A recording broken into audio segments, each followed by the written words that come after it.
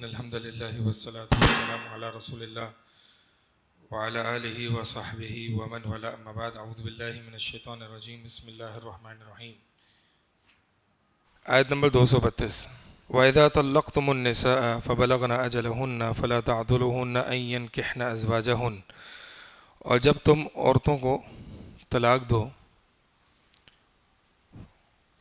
فَبَلَغْنَ أَجَلَهُنَّ، اور وہ اپنی عدت کو پہنچ جائیں، یعنی 3 حیض ان کے پورے ہو جائیں، فَلَا تَعْضُلُوهُنَّ أَن يَنكِحْنَ، تو یہ عورت کے جو اولیاء ہیں ان کو خطاب کیا جا رہا ہے کہ ان کو روک کے نہ رکھو اس بات سے کہ وہ نکاح کریں اپنے شوہروں سے، اذا تراضوا بینہم بالمعروف، اگر آپس میں اچھے طریقے سے وہ راضی ہو جائیں، ذالک یوعظ بہ من کان منکم یؤمن باللہ والیوم الآخر، یعنی ایک عورت جس کو 3 طلاقیں ہو چکی،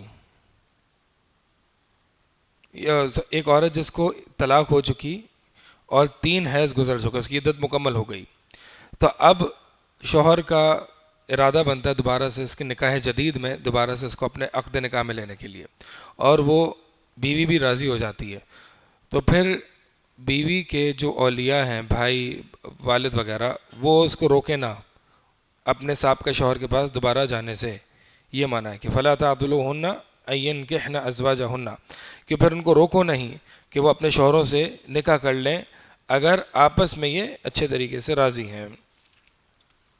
معقل بن یسار رضی اللہ تعالیٰ عنہ کی بہن کو جو ہے وہ طلاق دے دی گئی، صحیح بخاری میں حدیث ہے، یعنی ان کی بہن کو طلاق ہو گئی اور پھر ان کی عدت گزر گئی، اور پھر دوبارہ سے یعنی ان کی اس کو شوہر نے جو ہے ان کو نکاح کا پیغام بھیجا، تو معقل بن یسار نے منع کر دیا کہ یعنی ہم نے تمہیں بہن دی اور پھر نکاح کرایا اور پھر تم نے اس کو طلاق دی اور چھوڑ دیا، اور پھر اب تم دوبارہ آنا چاہتے ہو، نہیں، اب تمہارے لیے کوئی گنجائش نہیں ہے۔ تو پھر اس صورت میں یہ آیت اتری کہ فلا تعضلوهن ان ينكحن ازواجهن، کہ ان کو روکو نہیں کہ اگر وہ اپنی اس سے نکاح کرنا چاہیں، اپنے سابقہ شوہر سے نکاح کرنا چاہیں۔ اچھا، اس بات سے یہ بھی پتہ چلتا ہے کہ ان کو روکو نہیں ہے، کس کو خطاب ہے؟ عورت کے اولیاء کو۔ تو اس سے بھی یہ بات کی تائید ہوتی ہے کہ لا نکاح الا بولی، کہ نکاح ولی کے بغیر نہیں ہو سکتا، یعنی اگر ایسا ہوتا کہ نکاح ولی کے بغیر ہو سکتا ہوتا تو یہ حکم ہوتا کہ اگر اے عورتوں اگر تم واپس سابقہ شوہروں کے پاس جانا چاہتی ہو تو تم چلی جاؤ، تو روکو نہیں، اس کا مطلب یہ ہے کہ وہ جب تک روک رہے ہیں تب تک وہ نکاح نہیں کر سکتی، تو اولیاء کو حکم ہے کہ تم نے روکنا نہیں ہے۔ والوالدات یرضعن اولادهن حولین کاملین لمن اراد ان یتم الرضاعہ، یہاں پہ رضاعت کے مسائل ذکر ہیں، اور ان مسائل میں بھی جو ہے وہ ہماری بہت کوتاہی ہے، ہمیں عام حکم بھی معلوم نہیں ہوتا، چیزیں کہ تفاصیل، یعنی جو یہ جو عام بات ہے نا، طلاق کے طریقے اور پھر جو عدت گزرنے کا جو مدت ہے، اور اسی طرح رضاعت کے مسئلے، یہ عام مسائل میں بھی ہمیں پتہ نہیں ہے، یعنی اس میں جو باریک باتیں ہیں، تفاصیل ہیں، وہ تو ہیں ہی ہیں، لیکن عام باتیں جو کہ ہر انسان، ہر مسلمان کو معلوم ہونا چاہیے، وہ بھی نہیں پتہ ہوتی ہمیں، تو اتنی ہماری کتاب اللہ سے دوری ہے۔ والوالدات یرضعن اولادهن حولین کاملین، اور والدہ نے، ماؤں نے، یرضعن اولادهن، اپنی اولاد کو دودھ پلائیں گی، دودھ پلاتی ہیں، حولین کاملین، پورے مکمل 2 سال، یعنی مائیں اپنی اولاد کو پورے مکمل 2 سال دودھ پلائیں، لمن اراد ان یتم الرضاعہ، یہ اس کے لیے حکم ہے کہ جو رضاعت کی مدت کو مکمل کرنا چاہے، یعنی اس سے یہ پتہ چل رہا ہے کہ جو زیادہ سے زیادہ رضاعت کی مدت ہے وہ 2 سال ہے، اس سے کم بھی اگر کوئی کرانا چاہے باہمی رضامندی سے، اگر کوئی بات طے ہو جائے تو کوئی مسئلہ نہیں ہے، لیکن زیادہ سے زیادہ مدت جو ہے وہ 2 سال ہے، یہ اس مسئلے پر نص موجود ہے اس کی۔ وَعَلَى الْمَوْلُودِ لَهُ رِزْقُهُنَّ وَكِسْوَتُهُنَّ بِالْمَعْرُوفِ، مولود لہو کون ہے؟ یعنی وہ مرد جس کا وہ بچہ ہے، یعنی بچے کا باپ، بچے کا باپ، تو وہ مرد جس کا وہ بچہ ہے، یعنی جس کو دودھ پلایا جا رہا ہے، رزقہن وکسوتہن بالمعروف، رزق یعنی کھانا ہے، کھلانا ہے، اور ان کو پہنانا ہے، بالمعروف یعنی علی المولودی، یعنی شوہروں پر کیا ہے، ان ماؤں کا کھانا کھلانا اور کسوتہن، ان کا کپڑا وغیرہ کا انتظام کرنا، بالمعروف، معروف طریقے سے جو عرف میں رائج ہے. لا تکلف نفس الا وسعها، نہیں تکلیف دی جائے گی کسی جان کو مگر اس کی گنجائش کے مطابق. لا تضار والدۃ بولدها، اور نہ کسی ماں کو نقصان پہنچایا جائے گا، تکلیف دی جائے گی اس کے بچے کی وجہ سے، اور نہ وہ مرد جس کا وہ بچہ ہے اس کو تکلیف دی جائے گی اس کے بچے کی وجہ سے. یعنی نہ والد کو تکلیف دی جائے گی اس کے بچے کی وجہ سے، نہ ماں کو اس کے بچے کی وجہ سے تکلیف دی جائے گی. ماں کو اس کے بچے کی وجہ سے تکلیف دینے کا مطلب یہ ہے کہ معاوضہ کم دینا، یا کھانا پینا اور کپڑا وغیرہ نہ دینا، یا مدت رضاعت سے زیادہ جو ہے وہ اس کو فورس کرنا، ٹھیک ہے، پورا پورا اس کا معاوضہ نہ دینا، اور روزی روٹی کا بندوبست نہ کرنا ماں کے لیے. تو یہ جو ہے وہ بچے کو یعنی ماں کو نقصان پہنچانا اس کے بچے کی وجہ سے، اور بچے کو نقصان، باپ کو نقصان پہنچانا اس کے بچے کی وجہ سے. یہ کس طرح ہو سکتا ہے؟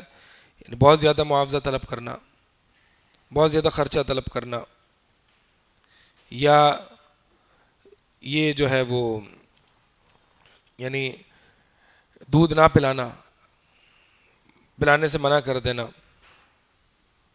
وعلی الوارث مثل ذلك، اور ورثاء پر بھی اسی جیسی ذمہ داری ہے. کیا مطلب ہے اس کا؟ مطلب یہ ہے کہ اگر باپ بچے کا فوت ہو جائے تو باپ پر جو اس کی ماں پر اس کے دودھ پلانے کی وجہ سے جو خرچ کرنا تھا، جو کھانا کھلانا اور لباس وغیرہ کا انتظام، رہنے سہنے کا انتظام وغیرہ کرنا تھا، وہ اب وہ باپ فوت ہو گیا تو ورثاء پر یہی ذمہ داری ہے کہ وہ اس بچے کی ماں کے خرچ وغیرہ کو سنبھالیں.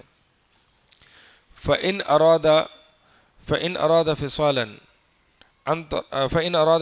عَنْ تَرَاضٍ مِّنْهُمَا وَتَشَاوُرٍ فَلَا جُنَاحَ عَلَيْهِمَا. ہاں اگر یہ دونوں، یہ تثنیہ کا صیغہ ارادہ، یعنی دونوں میاں بیوی دودھ چھڑانے چاہیں یا دودھ چھڑانے کا ارادہ کریں، فصالاً یعنی دودھ چھڑانے کا ارادہ کریں، عن تراض منہما باہمی رضامندی سے، و تشاورن اور باہمی مشاورت سے، تو ان دونوں پر کوئی گناہ نہیں. یعنی 2 سال سے کم مدت پہ اگر میاں بیوی یہ طے کر لیں باہمی رضامندی اور مشاورت سے کہ جب بھی وہ دودھ چھڑانا چاہیں تو وہ چھڑا دیں، کوئی اس میں مسئلہ نہیں ہے. وَإِنْ أَرَدْتُمْ أَن تَسْتَرْضِعُوا أَوْلَادَكُمْ، اور اب یہاں پہ باپوں سے خطاب ہے کہ اگر تم یہ ارادہ کرتے ہو کہ تم اپنی اولاد کو کہیں اور سے دودھ پلوا لو، فلا جناح علیکم اذا سلمتم ما آتیتم بالمعروف، تو اس بات پر بھی تمہیں کوئی گناہ نہیں ہے، یعنی اگر تم معروف طریقے کے مطابق پورا ادا کر دو جو تم نے دیا تھا. واتقوا اللہ، اللہ تعالیٰ سے ڈرو، واعلموا ان اللہ بما تعملون بصیر، اور جان لو کہ بلا شبہ اللہ تعالیٰ جو تم کر رہے ہو خوب دیکھنے والا ہے. یعنی اگر باپ کی ماں سے یہ بات طے نہیں ہو پا رہی، یا کوئی مسئلہ پیدا ہو رہا ہے، یہ تنگی پیدا ہو رہی ہے، یعنی ماں زیادہ ڈیمانڈ کر رہی ہے، یعنی طلاق ہو گئی ہے، ٹھیک ہے، اگر طلاق ہو گئی ہے اور ماں دودھ پلانے کے لیے بچے کے لیے زیادہ ڈیمانڈ کر رہی ہے اور باپ اتنا نہیں دے رہا، یا کوئی بھی باہمی آپس میں طے نہیں ہو پا رہی، تو کوئی مسئلہ نہیں ہے کہ باپ جو ہے وہ کہیں اور سے اس کو دودھ پلوا دے. یا طلاق ہوئی ہے، طلاق نہ بھی ہوئی ہو، دونوں صورتوں میں جو ہے وہ آپس میں اگر کوئی دودھ پلانے میں کوئی اس طرح مسئلہ ہو رہا ہے تو پھر کسی اور سے بھی دودھ پلایا جا سکتا ہے، بشرط یہ کہ وہ معروف جو ہے اس طریقے سے پورا معاوضہ دے دیا جائے جس کو وہ دودھ پلایا جائے، جو دودھ پلا رہی ہے.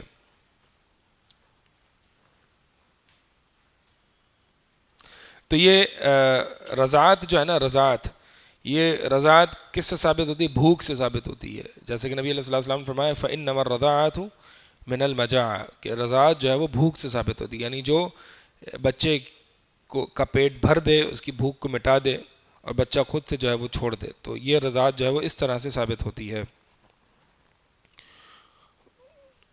باقی رضاعت کے اور بھی دیگر جو فقہی کتب میں مسائل ہیں وہ اور ہیں، آگے ہم چلتے ہیں. یہاں پہ جو خلاصہ ہے وہ یہ ہے ان آیات کا کہ مدت رضاعت زیادہ سے زیادہ 2 سال ہے، ٹھیک ہے، اور مدت رضاعت میں جو ہے وہ باپ پر اس کی ماں، بچے کی ماں جو ہے اس پر خرچ کرنا لازمی ہے، اس کو جو معروف کے مطابق ہے، جو عرف میں ہے، اور کسی نفس کو اس کے زیادہ کی جو طاقت نہیں ہے، گنجائش نہیں ہے، اس سے زیادہ اس کو تکلیف نہیں دی جائے گی.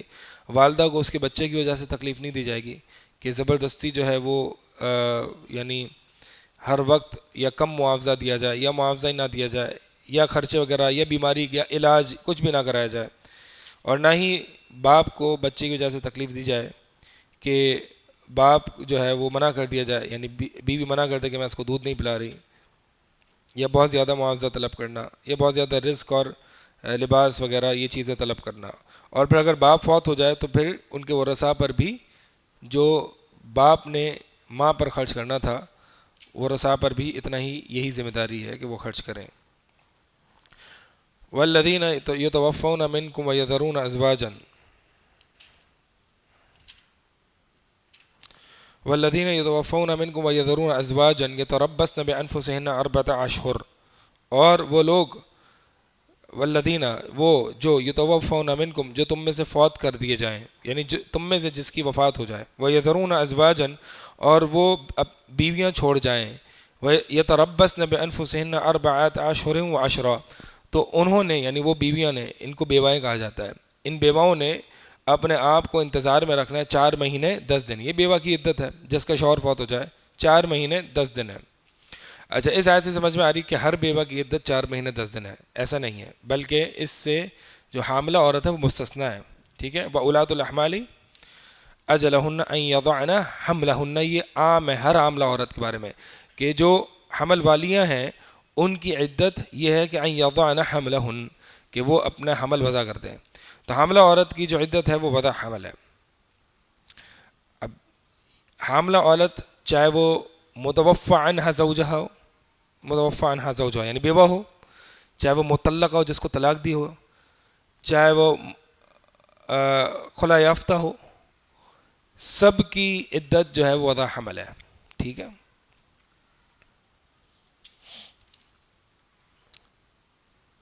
فَإِذَا بَلَغْنَا أَجَلَهُنَّ، اچھا یہ 4 مہینے 10 دن جو یہ ایک تو عدت بھی ہے اور دوسرا یہ سوگ بھی ہے، یہ سوگ بھی ہے.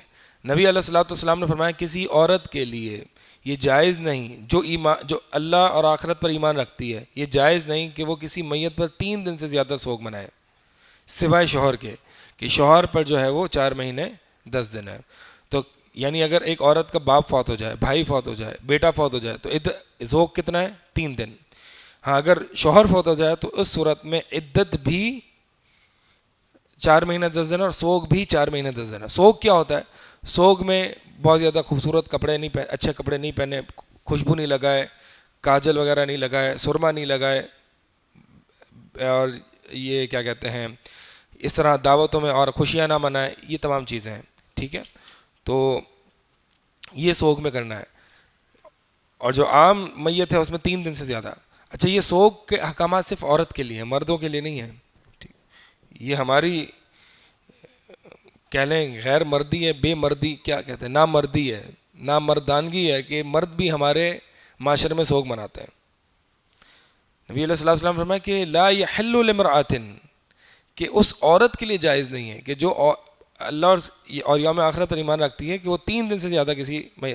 تو ہم کیا کر دیتے ہیں جی، سوگ میں دکان بند کر دیتے ہیں اور جی ڈی پی بلیک کر لیتے ہیں. یہ مرد کر رہے ہیں. مطلب اگر جوہلا عرب کو بھی پتہ چلے گا نا کہ بعد میں ایسے لوگ آنے والے ہیں کہ جو مرد سوگ مناتے ہیں تو وہ بھی ہنسیں گے ہم پر، یعنی جو جاہل عرب ہیں دور جاہلیت میں. تو سوگ منانا عورت کا ہی کام رہا ہے ہمیشہ سے، مرد نہیں مناتا سوگ. ہمارے یہاں ڈی پیز بلیک ہو جاتی ہیں، کپڑے کالے ہو جاتے ہیں، منہ کالا ہو جاتا ہے، پتہ نہیں کیا کیا سب کالا ہو جاتا ہے. تو یہ چیزیں جو ہے نا وہ عورت کے لیے حکم ہے. خیر، تو 4 مہینے یہ عورت جو ہے وہ 4 مہینے یعنی جو بیوہ ہے 4 مہینے 10 دن وہ سوگ منائے گی. اس صورت میں وہ اچھے یعنی عمدہ لباس نہیں پہنے گی، خوشبو نہیں لگائے گی، سرما نہیں. حتیٰ کہ ایک عورت کو نبی علیہ الصلوۃ والسلام نے، صحیح بخاری مسلم کی حدیث ہے کہ نبی علیہ الصلوۃ والسلام نے ایک صحابیہ کو جس کی آنکھ میں تکلیف تھی اس کو بھی سرما لگانے سے منع کر دیا. فَإِذَا بَلَغْنَا أَجَلَهُنَّ، پس جب وہ عدت گزر جائے یعنی 4 مہینے 10 دن گزر جائیں، فلا جناح علیکم، تو تم پر کوئی گناہ نہیں، فیما فعلنا فی انفسہن بالمعروف، تم پر کوئی گناہ نہیں کہ جو وہ عورتیں اپنے جانوں کے متعلق کریں معروف طریقے سے، یعنی وہ پھر کہیں اور نکاح کر لیں یا کوئی پروپوزل ایکسیپٹ کر لیں، دیکھ لیں، تو اس پہ کوئی گناہ نہیں۔ واللہ بما، اب دیکھیں ہر جگہ ولی کو خطاب کیا جا رہا ہے، فَإِذَا بَلَغْنَ أَجَلَهُنَّ فَلَا جُنَاحَ عَلَيْكُمْ، یہ نہیں کہا فَلَا جُنَاحَ عَلَيْهِنَّ کہ ان عورتوں پر کوئی گناہ نہیں ہے جو وہ اپنے متعلق کریں، بلکہ کیا کہا تم پر کوئی گناہ نہیں ہے کہ وہ عورتیں کو، یعنی تم نے اپنی عورتوں کو دین کے احکامات کے مطابق تربیت کرتے رہنا ہے، تم نے اے مردوں جو کہ قوام ہو۔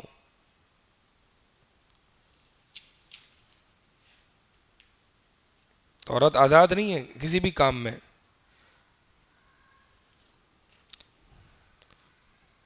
ام حبیبہ رضی اللہ تعالیٰ عنہ، یعنی جب ان کو ان کے والد ابو سفیان رضی اللہ تعالیٰ عنہ کی وفات کی خبر ملی نا، تو انہوں نے تیسرے دن جو ہے وہ خوشبو وغیرہ منگوا لی اور کہا کہ مجھے خوشبو لگانے کی کوئی حاجت نہیں تھی، لیکن بس میں اس لیے لگا رہی ہوں تاکہ میں اس نبی علیہ الصلوۃ والسلام کی حدیث پر عمل کر کے دکھاؤں، اور وہ حدیث یہ کہ ایک عورت کے لیے جو کہ ایمان باللہ اور ایمان بالیوم الآخر اس پہ ایمان رکھتی ہے کہ اس کے لیے کسی میت پر 3 دن سے زیادہ سوگ منانا جائز نہیں۔ باقی یہ عورت چھت پر نہیں چڑھ سکتی، چیل کو نہیں دیکھ سکتی، اوپر نہیں دیکھ سکتی، یہ ساری فضول کی باتیں اور یہ جو ہے وہ توہمات میں سے ہے۔ اگلی آیت ہے 235، ولا جناح علیکم فیما عرضتم بہ من خطبۃ النساء او اکننتم فی انفسکم، اور تم پر کوئی گناہ نہیں فیما عرضتم بہ من خطبۃ النساء، اس بارے میں کوئی گناہ نہیں کہ اگر تم کوئی اشارتاً پیغام نکاح کی بات کر لو، یعنی خطبہ کس کو کہتے ہیں؟ پیغام نکاح کو۔ عرضتم یعنی اشارتاً کنایتاً کوئی بات کہہ دو، او اکننتم فی انفسکم یا جو تم اپنے دلوں میں چھپاتے ہو، اس پہ کوئی گناہ نہیں۔ کیا مطلب ہے؟ یعنی عورت، یہ جو مطلقہ عورت ہے یا بیوہ عورت ہے، جو بھی عورت جو کہ عدت میں ہے، اس دوران ان سے نکاح کرنا تو بالاتفاق جائز نہیں ہے، نکاح کا پیغام بھیجنا بھی جائز نہیں ہے۔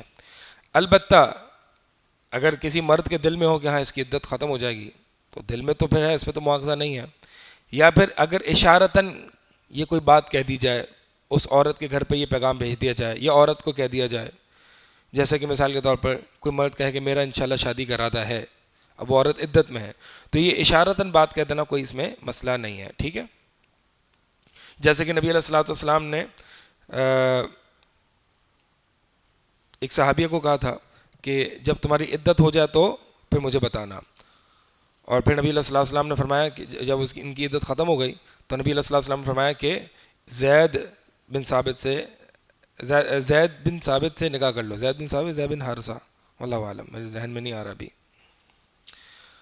تو مقصد یہ ہے کہ اشارتاً اور کنایتاً جو ہے وہ پیغام نکاح کی بات کی جا سکتی ہے، ارادے کو ظاہر کیا جا سکتا ہے، یا کوئی خوبی بیان کی جا سکتی ہے، جیسے کہ جس گھر میں آپ نکاح بھیج رہے ہیں، لیکن پیغام نکاح نہیں بھیجا جا سکتا، اور اسی طرح نکاح بھی نہیں کیا جا سکتا۔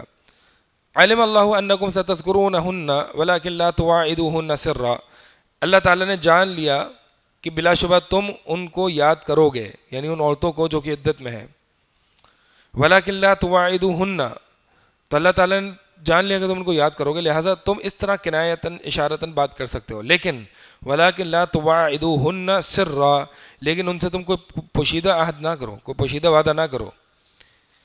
پوشیدہ وعدہ کیا ہے؟ پوشیدہ وعدہ امام قتادہ فرماتے ہیں کہ وہ شخص، پوشیدہ وعدے کا مطلب یہ ہے کہ وہ شخص کہ جو عورت سے یہ عہد لے کہ تمہاری جب عدت پوری ہو جائے تو کسی اور جگہ نکاح نہیں کرنا، یہ پوشیدہ عہد ہے، تو یہ نہیں لینا۔ الا ان تقولوا قولا معروفا، الا یہ کہ آپ کوئی معروف بات کہہ دو، جیسے کہ ابھی بیان ہوئی۔ ولا تعزموا عقدۃ النکاح حتى يبلغ الكتاب اجلہ، اور عقد نکاح کو پختہ نہ کرو حتیٰ یہاں تک کہ یبلغ الکتاب اجلہ، یہاں تک کہ لکھا ہوا حکم اپنی مدت کو پہنچ جائے، یعنی مراد یہی ہے کہ عقد نکاح کو یعنی نکاح نہ کرو، یا نکاح کا عقد جو ہے وہ اس کو پختہ نہ کرو یہاں تک کہ ان کی عدت ختم ہو جائے، عدت ختم ہو جائے پھر جو ہے وہ نکاح کیا جا سکتا ہے۔ وَاعْلَمُوا، اور جان لو کہ ان اللہ یعلم ما فی انفسکم، کہ بلا شبہ اللہ تعالیٰ جو تمہارے نفسوں میں ہے جانتا ہے، جو تمہارے دلوں میں ہے اللہ تعالیٰ سے خوب جانتا ہے۔ فاحذروہ، تو خبردار ڈر جاؤ، آگاہ ہو جاؤ۔ وَاعْلَمُوا، اور جان لو کہ بلا شبہ اللہ تعالیٰ خوب معاف کرنے والا اور بہت بردبار ہے۔ لا جناح علیکم ان طلقتم النساء ما لم تمسوهن او تفرضوا لهن فریضہ ومتعوهن على الموسع قدره وعلى المقتر قدره متاعا بالمعروف حقا على المحسنین، اور تم پر کوئی گناہ نہیں کہ اگر تم عورتوں کو طلاق دو کہ ما لم تمسوهن، کہ جن کو تم نے ہاتھ نہیں لگایا، یعنی جن سے خلوت صحیحہ یا جمع نہیں ہوا، تو ان عورتوں کو اگر تم نے طلاق دے دی تو تم پر کوئی گناہ نہیں ہے۔ کیا مطلب گناہ نہیں ہے؟ کہ ان کو جو ہے وہ کوئی حق مہر دو، یعنی اگر تم نے ان کو ہاتھ نہیں لگایا یا کوئی جمع نہیں ہوا، ٹھیک ہے، یہاں پہ ابن عباس فرماتے ہیں کہ مس سے مراد جو ہے وہ نکاح ہے، یعنی جمع ہے۔ تو او تفرضوا لہن فریضہ، یعنی یا ان کے لیے تم نے حق مہر مقرر نہیں کیا، تو جن کے لیے تم نے حق مہر مقرر نہیں کیا تو ان کو جو ہے وہ حق مہر دینا لازمی نہیں ہے۔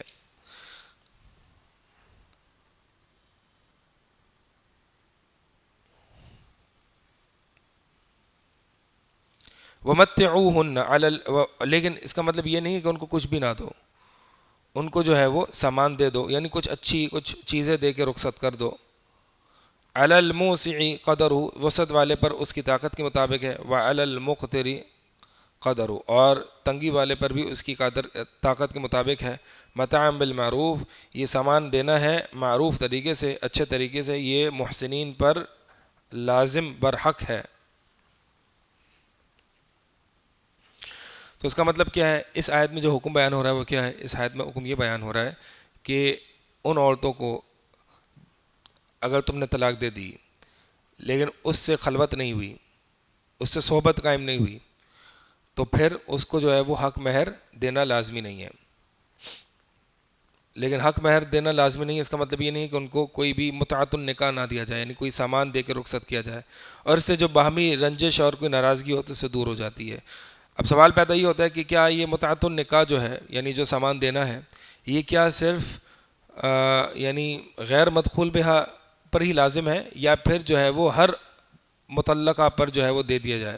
تو بعض علماء میں اس میں جو ہے وہ اختلاف ہے۔ بعض علماء کہتے ہیں کہ ہر مطلقہ عورت پر جو ہے وہ لازم ہے، یعنی ہر مطلقہ عورت کو جو ہے وہ یہ متعۃ النکاح دینا لازم ہے۔ ہاں، حق مہر کے علاوہ، یہ متعۃ النکاح حق مہر کے علاوہ ہوتا ہے۔ ابن عباس رضی اللہ تعالیٰ عنہ نے اس کی تفسیر کیسے کی ہے؟ ابن عباس فرماتے ہیں کہ وہ آدمی ہے کہ جو ایک عورت سے نکاح کرتا ہے لیکن اس کا جو ہے وہ حق مہر معین نہیں کرتا، پھر اس کو طلاق دے دیتا ہے اس سے خلوت سے پہلے، تو اللہ تعالیٰ نے اس کو حکم دیا کہ اس کو وہ کوئی نہ کوئی سامان دے اپنی قدرت اور طاقت کے مطابق۔ اگر تو وہ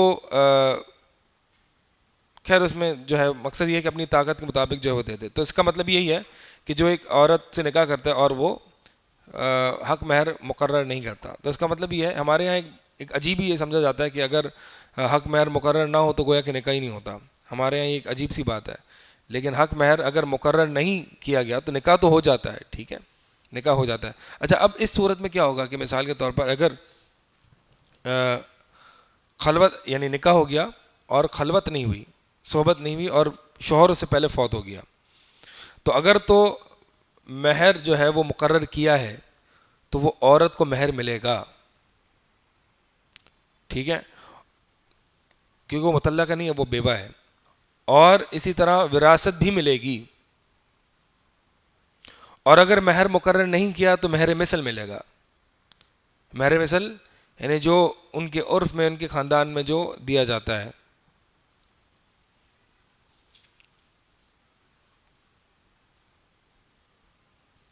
تو اس آیت میں یہ ہے کہ تم پر کوئی گناہ نہیں اگر تم عورت کو طلاق دے دو جنہیں تم نے ہاتھ نہیں لگایا، یعنی جن سے خلوت نہیں ہوئی، یا تم نے ان کے لیے کوئی مہر مقرر نہیں کیا، لیکن ان کو جو ہے وہ ان کو کوئی نہ کوئی سامان دے دو، کوئی متاع، کوئی چیز دے دو، اور ایسے ان کو خالی ہاتھ رخصت نہ کرو۔ وَإِن طَلَّقْتُمُوهُنَّ مِن قَبْلِ أَن تَمَسُّوهُنَّ وَقَدْ فَرَضْتُمْ لَهُنَّ فَرِيضَةً، اچھا اب اگر تم ان کو طلاق دے دو، من قبل ان تمسوهن، اس سے پہلے کہ تم نے ان کو چھوا، وقد فرضتم لهن فریضہ، اور تم نے ان کے لیے حق مہر مقرر کر دیا ہے، فنصف ما فرضتم، اچھا اس صورت میں یعنی حق مہر جب مقرر ہو چکا ہے تو اس صورت میں اس عورت کو کتنا ملے گا؟ آدھا ملے گا، آدھا حق مہر ملے گا، الا سوائے اس کے کہ ان یعفونا، سوائے یہ کہ وہ عورت پورا کہ پورا معاف کر دیں، او یعفو الذی بیدہ عقدۃ النکاح، یا پھر جو شوہر ہے یعنی جس کے ہاتھ میں نکاح کی گرہ ہے وہ معاف کر دے، یعنی پورا دے دے، یعنی اگر اس نے پورا مقرر کیا ہوا ہے تو پورا دے دے، یا اگر وہ دے چکا ہے تو پھر آدھا نہ لے، یعنی معاف کر دے، یہ مراد ہے۔ اب ان تعفو، اور یہ کہ تم معاف کر دو، اقرب للتقوی، یہ تقوی کے زیادہ قریب ہے، ولا تنسوا الفضل بینکم، اور تم آپس میں ایک دوسرے کے احسان کو نہ بھولو، ان اللہ بما، یعنی احسان کرنا نہ بھولو، فضل کرنا، ظاہر سی بات ہے فضل کیا ہے کہ مرد کا پورا حق مہر دے دینا، اور عورت کا فضل کیا ہے کہ پورا معاف کر دینا۔ تو فرمایا کہ آپس میں احسان کو نہ بھولو، بلا شبہ اللہ تعالیٰ جو تم کرتے ہو اسے خوب دیکھنے والا ہے۔ یعنی اس صورت میں اب اس آیت کو، یعنی یہاں پہ جو ہے وہ طلاق اور اس چیز یہاں تک کے احکامات جو ہیں اس کو واپس سے خلاصتاً سمجھ لیں۔ ایک شوہر جس کا نکاح ہو چکا ہے لیکن اس کے ساتھ صحبت نہیں ہوئی، خلوت نہیں ہوئی، جمع نہیں ہوا، اور اس سے پہلے جو ہے وہ طلاق ہو جاتی ہے، تو دو صورتیں ہیں، یا تو حق مہر مقرر ہو چکا ہے یا حق مہر مقرر نہیں ہوا۔ اب حق مہر مقرر نہیں ہوا تو اس میں کوئی مسئلہ نہیں ہے، ٹھیک ہے ان کو، لیکن اگر حق مہر مقرر ہو چکا ہے تو پھر اس صورت میں آدھا حق مہر دینا لازمی ہے۔ لیکن شوہر کو بتایا گیا کہ الا یہ کہ وہ بیوی جو ہے وہ پورا معاف کر دے، ٹھیک ہے، آدھا اس کا حق تھا وہ پورا معاف کر دے، یا پھر شوہر جس کے ہاتھ میں نکاح کی گرہ ہے، کوئی جب چاہے وہ نکاح کر لے، جب چاہے وہ نکاح کو طلاق میں بدل دے، تو نکاح کی گرہ جو ہے وہ اس کے ہاتھ میں ہے، تو یا تو وہ شوہر جو ہے وہ معاف کر دے، یعنی اگر اس نے پورا حق مہر دے دیا تو وہ آدھا نہ لے، یا پھر اگر اس نے دے دیا تو وہ پورا دے دے، یہ اس کا معاف کرنا ہے۔ اور معاف کرنا جو ہے، یعنی شوہر کو بتایا کہ معاف کرنا اس صورت میں زیادہ تقوی کے قریب ہے۔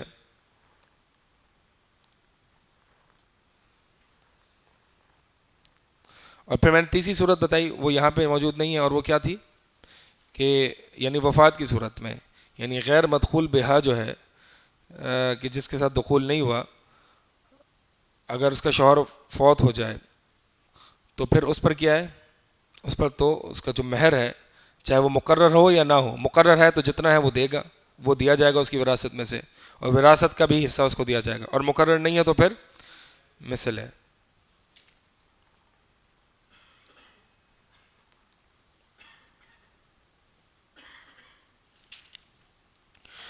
آگے نمازوں کا ذکر ہے، یہ بات یعنی یہ احکامات، طلاق کے احکامات کے بیچ میں یہ حکم آیا ہے، اس سے یہ بات پتہ چلتی ہے کہ تم ان مسائل میں پڑھ کے نمازوں سے غافل نہیں ہونا تم نے۔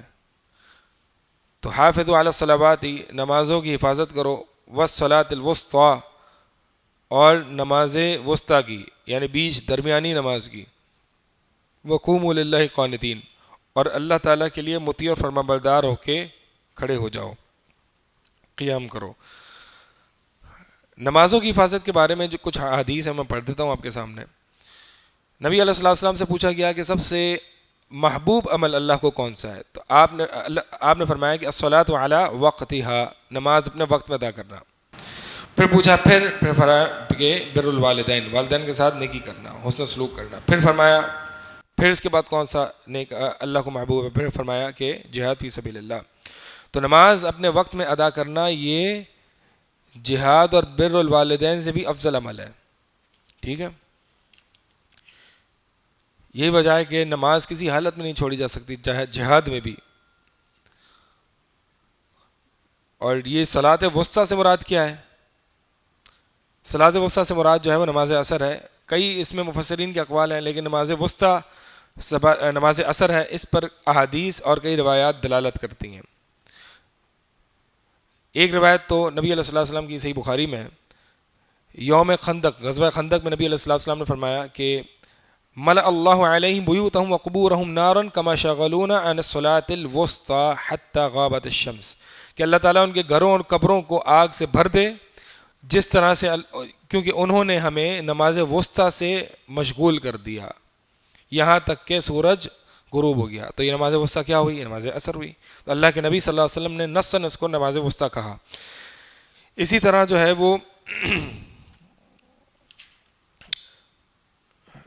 یہ جو نماز عصر کے متعلق جو ہے نا، نماز عصر کو خاص طور پر، کیونکہ اس وقت جو ہے وہ لوگ غافل ہوتے ہیں کاروبار میں اور دیگر مصروفیات میں، بلکہ نبی علیہ الصلوۃ والسلام نے ایک دفعہ ابو ذر غفاری رضی اللہ تعالیٰ عنہ سے کہا کہ تمہارا کیا حال ہوگا اس وقت کہ جب ایسے حکمران آئیں گے کہ جو نمازوں کو اپنے وقت سے مؤخر کر دیں گے یا فوت کر دیں گے اپنے وقت سے.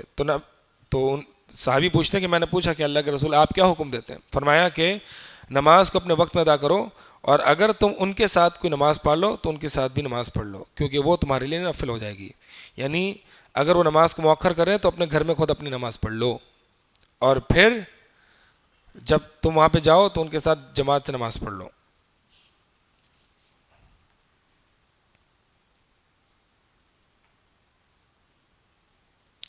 اسی طرح نبی علیہ الصلوۃ والسلام کی ایک اور حدیث ہے کہ جو نمازوں کی حفاظت کرتا ہے کانت لہ نوراً و برہانا و نجات من النار یوم القیامہ، کہ جو نمازوں کی حفاظت کرتا ہے وہ نماز اس کے لیے نور اور دلیل ہو جائے گی، دلیل اس کے ایمان کے لیے، اور جہنم میں کی آگ سے نجات کا باعث ہو جائے گی.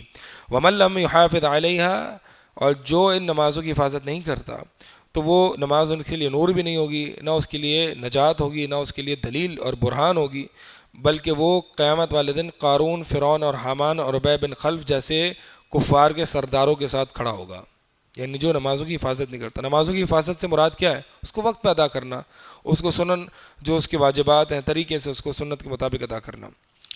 اسی طرح نماز عصر کی اہمیت کے بارے میں ایک اور حدیث آتی ہے صحیح بخاری میں، نبی علیہ الصلوۃ والسلام نے فرمایا کہ الذی تفوتہ صلاۃ العصر فکأنما وتر اہلہ ومالہ، کہ جس شخص کی نماز عصر فوت ہو گئی گویا کہ اس کا اہل و عیال لٹ گیا، اہل و عیال اور مال اس کا لٹ گیا. یعنی ایک نماز عصر اگر اس کی فوت ہو گئی تو یہ اتنا بڑا نقصان ہے، اتنا بڑا. تو یہ نماز وسطیٰ جو ہے وہ نماز عصر ہے. وقوموا للہ قانتین، اور اللہ کے لیے قانتین ہو کے کھڑے ہو جاؤ. قانتین کا معنی کیا ہے؟ یعنی ساکتین، خاموش. اصل میں اس کا پس منظر ہے. زید بن ارقم فرماتے ہیں کہ ہم نمازوں میں بات کر لیا کرتے تھے ضرورت کی، تو کوئی اپنے ساتھی سے، کوئی نماز میں آیا، کوئی ساتھی سے بات کر لیتا کہ جی نماز کب شروع ہوئی وغیرہ، کون سی رکعت ہے، سنا کوئی بات کر لیتا، کوئی یا کوئی ضروری بات کر لیتا. تو اللہ تعالیٰ نے یہ آیت اتار دی وقوموا للہ قانتین فأمرنا بالسکوت ونہینا عن الکلام. تو یہ اللہ تعالیٰ نے آیت اتار دی تو ہمیں سکوت یعنی خاموش رہنے کا حکم دے دیا گیا، اور ہمیں کلام سے منع کر دیا گیا. تو نماز میں جو ہے وہ بات چیت نہیں ہوگی. ایک اور حدیث ہے، معاویہ بن حکم السلمی رضی اللہ تعالیٰ عنہ فرماتے ہیں کہ میں ایک دفعہ نبی علیہ الصلوۃ والسلام کے پیچھے نماز پڑھا تھا، صحابہ بھی تھے، جماعت سے نماز ادا کر رہا تھا. کسی شخص کو کھانسی آئی، اس نے جو ہے یعنی کسی شخص کو کھانسی آئی تو میں نے اس کو کہا، یعنی اسے الحمدللہ کہا، میں نے یرحمک اللہ کہہ دیا نماز میں. تو لوگ مجھے گھور گھور کے دیکھنے لگے نماز میں ہی. تو میں نے کہا واہ ثقلہ امیہ ما شأنکم تنظرون الیہ، ہائے میری ماں مجھ کو گم پائے، تم مجھے گھور گھور کے کیوں دیکھ رہے ہو سارے. تو یعنی وہ گھور کے اس لیے دیکھ رہے ہیں کہ بات نہیں کر رہے، تو یہ مزید بات کیے جا رہے ہیں. پھر صحابہ جو ہے وہ اپنے ہاتھوں کو اپنی رانوں پہ مارنے لگے کہ مطلب یہ کہ خاموش ہو جاؤ، خاموش ہو جاؤ. پھر جب صحابی یعنی معاویہ فرماتے، معاویہ بن حکم، کہ جب میں نے دیکھا کہ وہ مجھے خاموش کرا رہے ہیں تو مجھے سمجھ نہیں آئی پتہ نہیں کیوں خاموش کرا رہے ہیں، لیکن بہرحال میں خاموش ہو گیا. جب نبی علیہ الصلوۃ والسلام نے نماز مکمل کی، فبأبی ہوا و امی، میرے والدین ان پر قربان جائیں، ما رأیت معلما قبلہ ولا بعدہ احسن تعلیما منہ، میں نے آپ سے بہتر، نہ اس سے پہلے نہ اس کے بعد آپ سے بہتر کوئی میں نے معلم اور مربی نہیں دیکھا. اللہ اکبر، کیسی بڑی بات ہے یہ.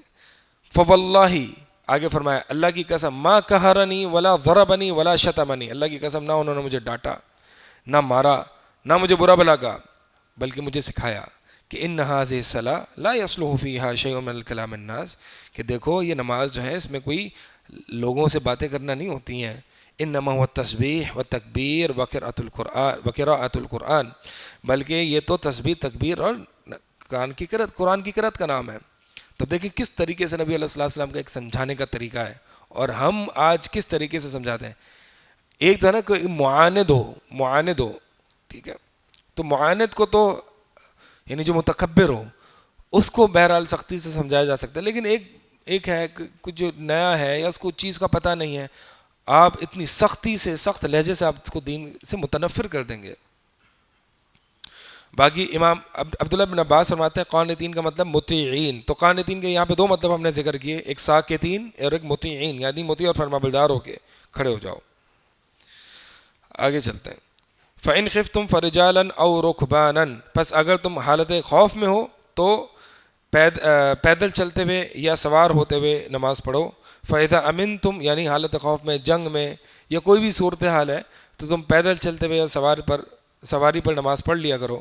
اور جب تم حالت امن میں آ جاؤ فَاذْكُرُوا اللَّهَ كَمَا عَلَّمَكُم مَّا لَمْ تَكُونُوا تَعْلَمُونَ، تو پھر اللہ کو ایسے یاد کرو جیسے کہ اللہ نے تمہیں سکھایا ہے، جو کہ تم اس سے پہلے، جو کہ تم مَا لَمْ تَكُونُوا تَعْلَمُونَ، جو کہ تم نہیں جانتے تھے۔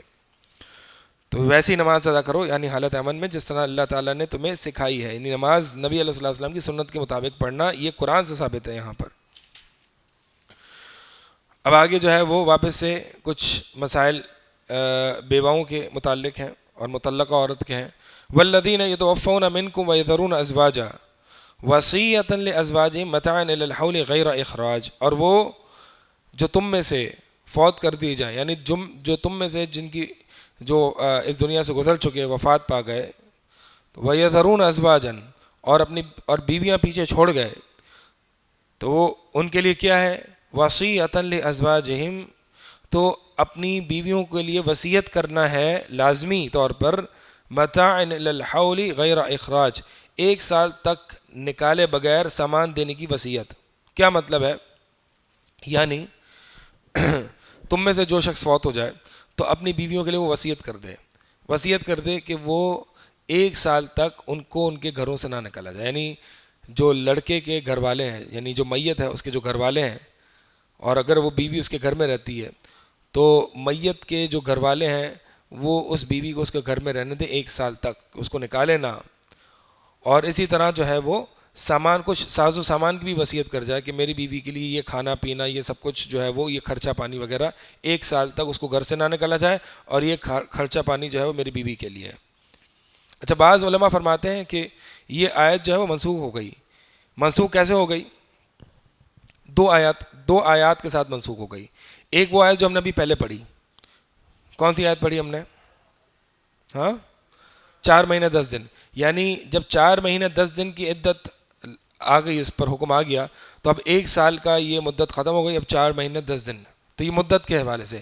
باقی رزق اور خرچہ پانی وغیرہ کے حوالے سے جو ہے وہ آیت جو میراث ہے اس نے منسوخ کر دیا، تو 2 آیت نے اس آیت کو منسوخ کر دیا۔ البتہ بعض علماء کہتے ہیں کہ یہ آیت محکم ہے اپنی جگہ اور منسوخ نہیں ہے۔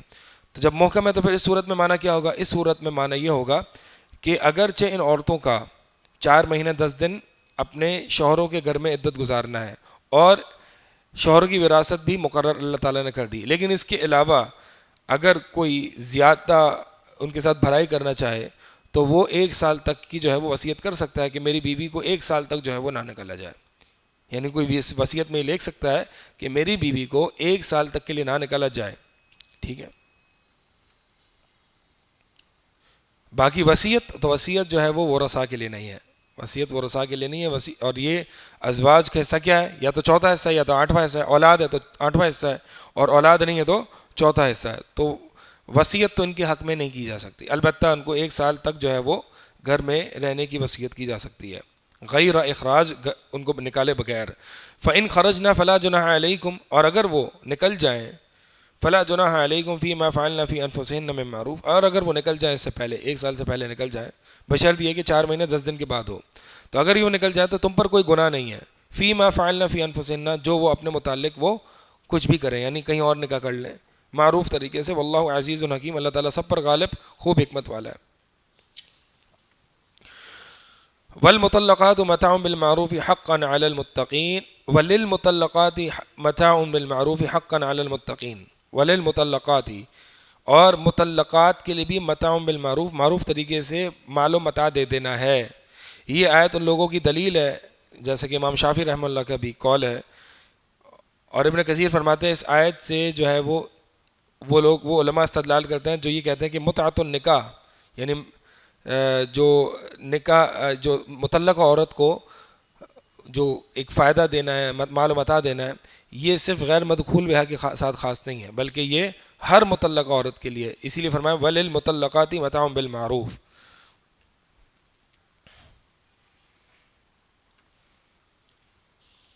لیکن بعض علماء کہتے ہیں کہ ٹھیک ہے یہ عام ہے یہ آیت، لیکن جو آیت نمبر ہم نے پڑھی، آیت نمبر 236، یہ خاص ہے، 236 اور 237، یعنی یہ جو آیت نمبر 241 ہم پڑھ رہے ہیں یہ عام ہے کہ مطلقات کے لیے متاع معروف، معروف کے مطابق متاع ہے۔ تو کون سی مطلقات کے بارے میں ہے یہ آیت؟ فرما رہے ہیں کہ 236 اور 237 میں جو مطلقہ ذکر ہے نا، اور وہ کون سی ہیں؟ کہ ما لم تمسوہن، کہ جن کو تم نے چھوا نہیں، یہ وہ مطلقہ ہے۔ الم تر الی الذین خرجوا من دیارہم، چلے یہاں پہ یہ جو مطلقہ عورت کے اور رضاعت کے اور بیوہ عورتوں کے مسائل تھے وہ یہاں پہ ختم ہو گئے۔ الم تر الی الذین خرجوا من دیارہم، کہ کیا آپ نے نہیں دیکھا، الم ترا، آپ نے نہیں دیکھا، یہ الم ترا کا مطلب کیا ہوتا ہے؟ آپ نے نہیں دیکھا، کیا نبی علیہ الصلوۃ والسلام نے دیکھا؟ کچھ لوگ یہاں سے نبی علیہ الصلوۃ والسلام کے علم غیب کی دلیل لیتے ہیں کہ دیکھیں جی نبی علیہ الصلوۃ والسلام نے دیکھا ہے کہ آپ سے پہلے بنو اسرائیل میں جو واقعہ مشہور تھا کہ وہ لوگ جو اپنے گھروں سے نکلے، کئی ہزار لوگ تھے موت کے ڈر سے، تو اللہ تعالیٰ نے ان کو کہا کہ مر جاؤ، تو وہ مر گئے، پھر اللہ تعالیٰ نے ان کو زندہ کر دیا۔ تو یہ واقعہ آپ نے نبی علیہ الصلوۃ والسلام نہیں دیکھا؟ تو یہ ایک اس طرح کے استدلالات کرنا نا، یہ عربی زبان سے انتہائی قسم کی گہری جہالت کی دلیل ہے۔ کہ علم ترا کا مطلب ہمیشہ یہ نہیں ہوتا کہ آپ نے دیکھا ہوگا، یہ علم ترا یہ ایک تعجب کے لیے استعمال ہوتا ہے، کہ جیسے میں کہتا ہوں پتہ ہے تمہیں یہ ایسا ہوا تھا، تو اس کا مطلب یہ تھوڑی کہ آپ کو پتہ ہے، یعنی تعجب، پتہ ہے تمہیں ایسا ہوا تھا، علم ترا، تو یہ عربی مسلوب ہے کہ کیا آپ نے نہیں دیکھا، کیا آپ نے نہیں دیکھا، یا آپ نے نہیں، یا پھر ایک اور معنی یہ بھی ہو سکتا ہے علم ترا، یعنی یہ رؤیت قلبی مراد ہے کہ آپ نے نہیں سوچا، آپ نے غور و فکر نہیں کیا اس بات پہ۔ تو علم ترا، اسی طرح علم ترا سورہ فیل ہے نا، علم ترا کیف فعل ربک باصحاب الفیل، ٹھیک ہے، تو اصحاب فیل والا واقعہ تو نبی علیہ الصلوۃ والسلام نے نہیں دیکھا۔ تو بات یہ ایک شوق دلانا مقصد ہوتا ہے، ایک تعجب کا اظہار کرنا مقصد ہوتا ہے۔ الم تر الی الذین خرجوا، کہ آپ نے نہیں دیکھا ان لوگوں کی طرف کہ جو اپنے گھروں سے نکلے، وہم الوف، وہ کئی ہزار، اس حال میں، یہ واو حالیہ ہے، اس حال میں کہ کئی ہزار تھے، حذر الموت، یہ مفعول لہو ہے، نکلے کیوں؟ خرجو کا یہ مفعول لہو ہے، خرجو حذر الموت، وہ نکلے موت کے ڈر سے، موت کے ڈر سے نکلے۔ اب یہ کون سا موت کا ڈر تھا؟ بعض علماء کہتے ہیں طاعون کی بیماری تھی، طاعون کی بیماری کے ڈر سے نکلے، اور بعض مفسرین کہتے ہیں جہاد کا حکم آیا ان کو، اسی لیے اگلی آیت میں جہاد کا حکم ہے، تو ان کو جہاد کا حکم ہوا تو وہ ڈر کے نکل گئے، یعنی دشمنوں نے ان پر حملہ کیا تو یہ گھر وغیرہ چھوڑ کر نکل گئے اور جہاد نہیں کیا موت کے ڈر سے۔ تو اللہ تعالیٰ نے ان کو حکم دیا کہ موت مر جاؤ، پھر اللہ تعالیٰ نے ان کو زندہ کر دیا۔ ان اللہ لذو فضل علی الناس، بلا شبہ اللہ تعالیٰ بڑے فضل والا ہے لوگوں پر، یعنی اللہ تعالیٰ لوگوں پر بڑے فضل والا ہے۔ ولکن اکثر الناس لا یشکرون، لیکن اکثر لوگ شکر ادا نہیں کرتے۔ تو چاہے جہاد سے فرار ہو یا چاہے تعاون سے فرار ہو، دونوں صورتیں جائز نہیں ہیں۔ نبی علیہ الصلوۃ والسلام کی حدیث ہے کہ جس زمین میں وبا پھیل جائے تو اس زمین سے نکلنا جائز نہیں ہے، اور جس زمین میں وبا پھیل جائے اس زمین میں داخل ہونا بھی جائز نہیں ہے، ٹھیک ہے۔ تو جس زمین میں وبا پھیل جائے اس زمین سے نکلنا جائز نہیں ہے۔ اسی طرح اگر قتال فرض ہو جائے، جہاد فرض ہو جائے، تو پھر جہاد سے فرار بھی جائز نہیں ہے۔ تو فرمایا کہ موت تو ویسے ہی آنی ہے، اس آیت سے یہ پتہ چلا کہ موت تو ویسے ہی آنی ہے، تو موت سے ڈر کے کہاں بھاگو گے؟ وقاتلوا فی سبیل اللہ، اور اللہ کے راستے میں قتال کرو، وَاعْلَمُوا، اور جان لو کہ بلا شبہ اللہ تعالیٰ سب کچھ سننے والا، سب کچھ دیکھنے والا ہے۔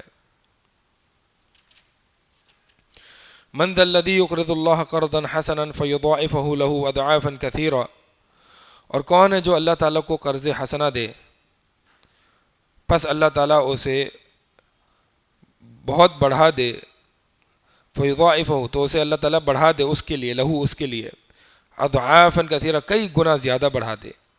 کتنا گنا زیادہ بڑھا دے یہاں پہ ذکر نہیں ہے، لیکن دوسری آیات میں اللہ تعالیٰ نے ذکر کیا ہے کہ اللہ تعالیٰ جس کو چاہے 700 یا 700 سے زیادہ، جتنا اخلاص اور سنت کی مطابقت ہے اتنا ہی زیادہ گناہ جو ہے وہ اس کا بڑھا جائے گا۔ تو قرض حسنہ کیا ہے؟ قرض حسنہ اللہ کے راستے میں خرچ کرنا ہے، قرض حسنہ اللہ کے راستے میں خرچ کرنا۔ تو کون ہے جو اللہ کے راستے میں، جو اللہ تعالیٰ کو قرض حسنہ دیتا ہے، فَيُضَاعِفَهُ لَهُ، تو اللہ تعالیٰ اس کے لیے اس کو بڑھا دیتا ہے، اضعافاً کثیرہ، بہت زیادہ گناہ، بہت گناہ۔ واللہ یقبض، اور تمہیں کیا لگتا ہے کہ تم مال خرچ کرنے سے فقیر ہو جاؤ گے، پیسے ختم ہو جائیں گے؟ واللہ یقبض، بھائی اللہ تعالیٰ تنگی کرتا ہے، وَيَبْسُطُ، اور کشادگی کرتا ہے۔ کشادگی اور تنگی تو اللہ کے پاس ہے، تمہارے مال خرچ کرنا نہ کرنا کا تعلق کشادگی اور تنگی سے نہیں ہے۔ جس دن اگر ہم یہ سمجھ جائیں نا تو ہمارے مسئلے حل ہو جائیں گے۔ میرے مال خرچ کرنے سے کا تعلق کشادگی اور فراوانی اور تنگی سے نہیں ہے، اس کا تعلق کس سے ہے؟ اللہ تعالیٰ کی دین سے ہے۔ تو مال کا تعلق، رزق کا تعلق اللہ کی دین سے۔ تو یہ بات جان لو کہ تمہارا خرچ کرنے سے مال کم نہیں ہوگا، اور نبی علیہ الصلوۃ والسلام نے قسم اٹھا کے کہا ہے کہ اللہ کی قسم صدقہ مال کو کم نہیں کرتا۔ واللہ، یہ یقین ہونا چاہیے ہمیں، صدقے سے مال کم نہیں ہوتا، جتنا بندہ دینا اتنا اسے کم نہیں ہوتا۔ واللہ یقبض ویبسط، تنگی کرنا اور فراوانی کرنا یہ تو اللہ ہی کرتا ہے۔ وَإِلَيْهِ تُرْجَعُونَ، اور بالآخر اس مال سے محبت کر کے کیا کرو گے تم؟ اللہ کی طرف تو لوٹنا ہے تم نے۔ وَقَالَ لَهُمْ نَبِيُّهُمْ إِنَّ اللَّهَ قَدْ بَعَثَ لَكُمْ طَالُوتَ مَلِكًا أَلَمْ تَرَ إِلَى الْمَلَإِ مِن بَنِي إِسْرَائِيلَ، کہ آپ نے نہیں دیکھا، ملا کس کو کہتے ہیں؟ سرداروں کو۔ آپ نے بنو اسرائیل کے ان سرداروں کو نہیں دیکھا، من بعد موسیٰ، جو موسیٰ علیہ السلام کی وفات کے بعد آئے تھے، اذ قالوا لنبی لہم، کہ جب انہوں نے اپنے نبی سے کہا، ان سرداروں نے کیا کہا؟ ابعث لنا ملکن، کہ ہمارے لیے ایک بادشاہ مقرر کر دیں، نقاتل فی سبیل اللہ، یہ جواب امر ہے، یعنی ابعث یہ فعل امر ہے، اس کا جواب ہے نقاتل، کہ آپ ہمارے لیے کوئی بادشاہ، کوئی امیر، کوئی حاکم مقرر کر دیں، نقاتل فی سبیل اللہ، ہم اللہ کے راستے میں قتال کریں گے۔ قولا، تو وقت کے نبی نے کہا، هل عصیتم ان کتب علیکم القتال، کہ کیا قریب ہے یہ بات کہ ان کتب علیکم القتال، کہ اگر تم پر قتال فرض کر دیا جائے، اللہ تقاتلوا، کہ تم کے پھر قتال نہیں کرو گے، یعنی یہ کہ قریب ہے یہ بات کہ تم پر اگر کوئی قتال فرض کر دیا جائے تو تم قتال نہ کرو۔ قالوا، تو انہوں نے کہا، وما لنا اللہ نقاتل فی سبیل اللہ، کہ ہمیں کیا ہو گیا ہے، ہم کیوں قتال نہیں کریں گے اللہ کے راستے میں؟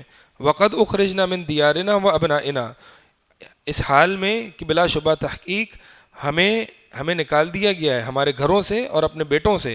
فلما کتب علیہم القتال، پس جب ان پر قتال فرض کر دیا گیا، تولوا، تو وہ پھر گئے، الا قلیلا منہم، سوائے تھوڑوں کے، یعنی تھوڑے افراد کے سوا سب پھر گئے۔ واللہ علیم بالظالمین، اللہ تعالیٰ ظالموں کو خوب جاننے والا ہے۔ اچھا، یہ آیت جہاد فی سبیل اللہ کے احکامات کے اعتبار سے بھی بڑی اہم آیت ہے۔ یعنی اس آیت کا جو خلاصہ ہے وہ کیا ہے کہ بنو اسرائیل نے وقت کے نبی سے کہا، وقت کے نبی کیا ہے، اس میں ان کا نام نہیں ہے۔ اب آپ یہ دیکھیں کہ اللہ تعالیٰ نے، یعنی نبی نے، اللہ تعالیٰ نے ان لوگوں کو جو حاکم مقرر کیا وہ اس کا نام کیا تھا؟ اگلا آ رہا ہے آگے، طالوت، اور طالوت کے تحت داؤد علیہ السلام نے قتال کیا، اور داؤد علیہ السلام نے کفار کے جو دشمن، اس کا جو لیڈر تھا جالوت، اس کو قتل کر دیا۔ تو کفار کے لیڈر کا بھی نام آیا، اور جو جہاد کا جو امیر ہے اس کا بھی نام آیا، اور جس نے جالوت کو قتل کیا یعنی داؤد علیہ السلام، ان کا بھی نام آیا، لیکن وقت کا جو نبی ان کا نام نہیں آیا، کہیں بھی نام نہیں ہے۔ تو مقصود یہ کہ اللہ تعالیٰ نے کسی حکمت کے تحت وقت کے نبی کا نام ذکر نہیں کیا۔ تو بات بہرحال شاید اس پر دلالت کرے یا نہ کرے، مقصود یہ ہے کہ آپ کی جو دعوت برحق ہے نا اس کے لیے آپ کا بہت بڑا نام ہونا ضروری نہیں ہے. شہرت الگ چیز ہے, اور کسی اللہ تعالیٰ کسی بندے کی دعوت دین کو اس کو مشہور کیے بغیر بھی پھیلا سکتا ہے. ٹھیک ہے, شہرت الگ چیز ہے. تو ضروری نہیں ہے کہ دعوت دین شہرت سے ہی پھیلے یا آپ کی خیر شہرت سے ہی پھیلے. اب یہاں پہ نبی کون نبی پتہ نہیں, لیکن اس نبی کی دعا سے بادشاہ مقرر ہوا, وقت کا نبی ہے, پتہ نہیں کون ہے. تو ہم یہ جو سمجھتے ہیں نا کہ ہم اپنے آپ کو دکھائیں گے, جب تک نہیں دکھائیں گے, نمایاں نہیں کریں گے, تب تک ہی ہم اپنی خیر آگے نہیں پہنچا سکیں گے. اور پھر اس صورت میں اپنے آپ کو مشہور کرنا اور اپنے آپ کو بہت دکھانا, یہ شہرت طلب کرنا, یہ سلف صالحین کا منہج نہیں ہے, شہرت کے پیچھے بھاگنا. اگر آپ اس پہ چاہیں تو میرا ایک یوٹیوب پہ ایک لیکچر ہے شہرت پر, سیلیبریٹی کلچر ان دعویٰ, بروج کے پیج پہ ہی ہے, وہ آپ پورا سن لیجیے گا.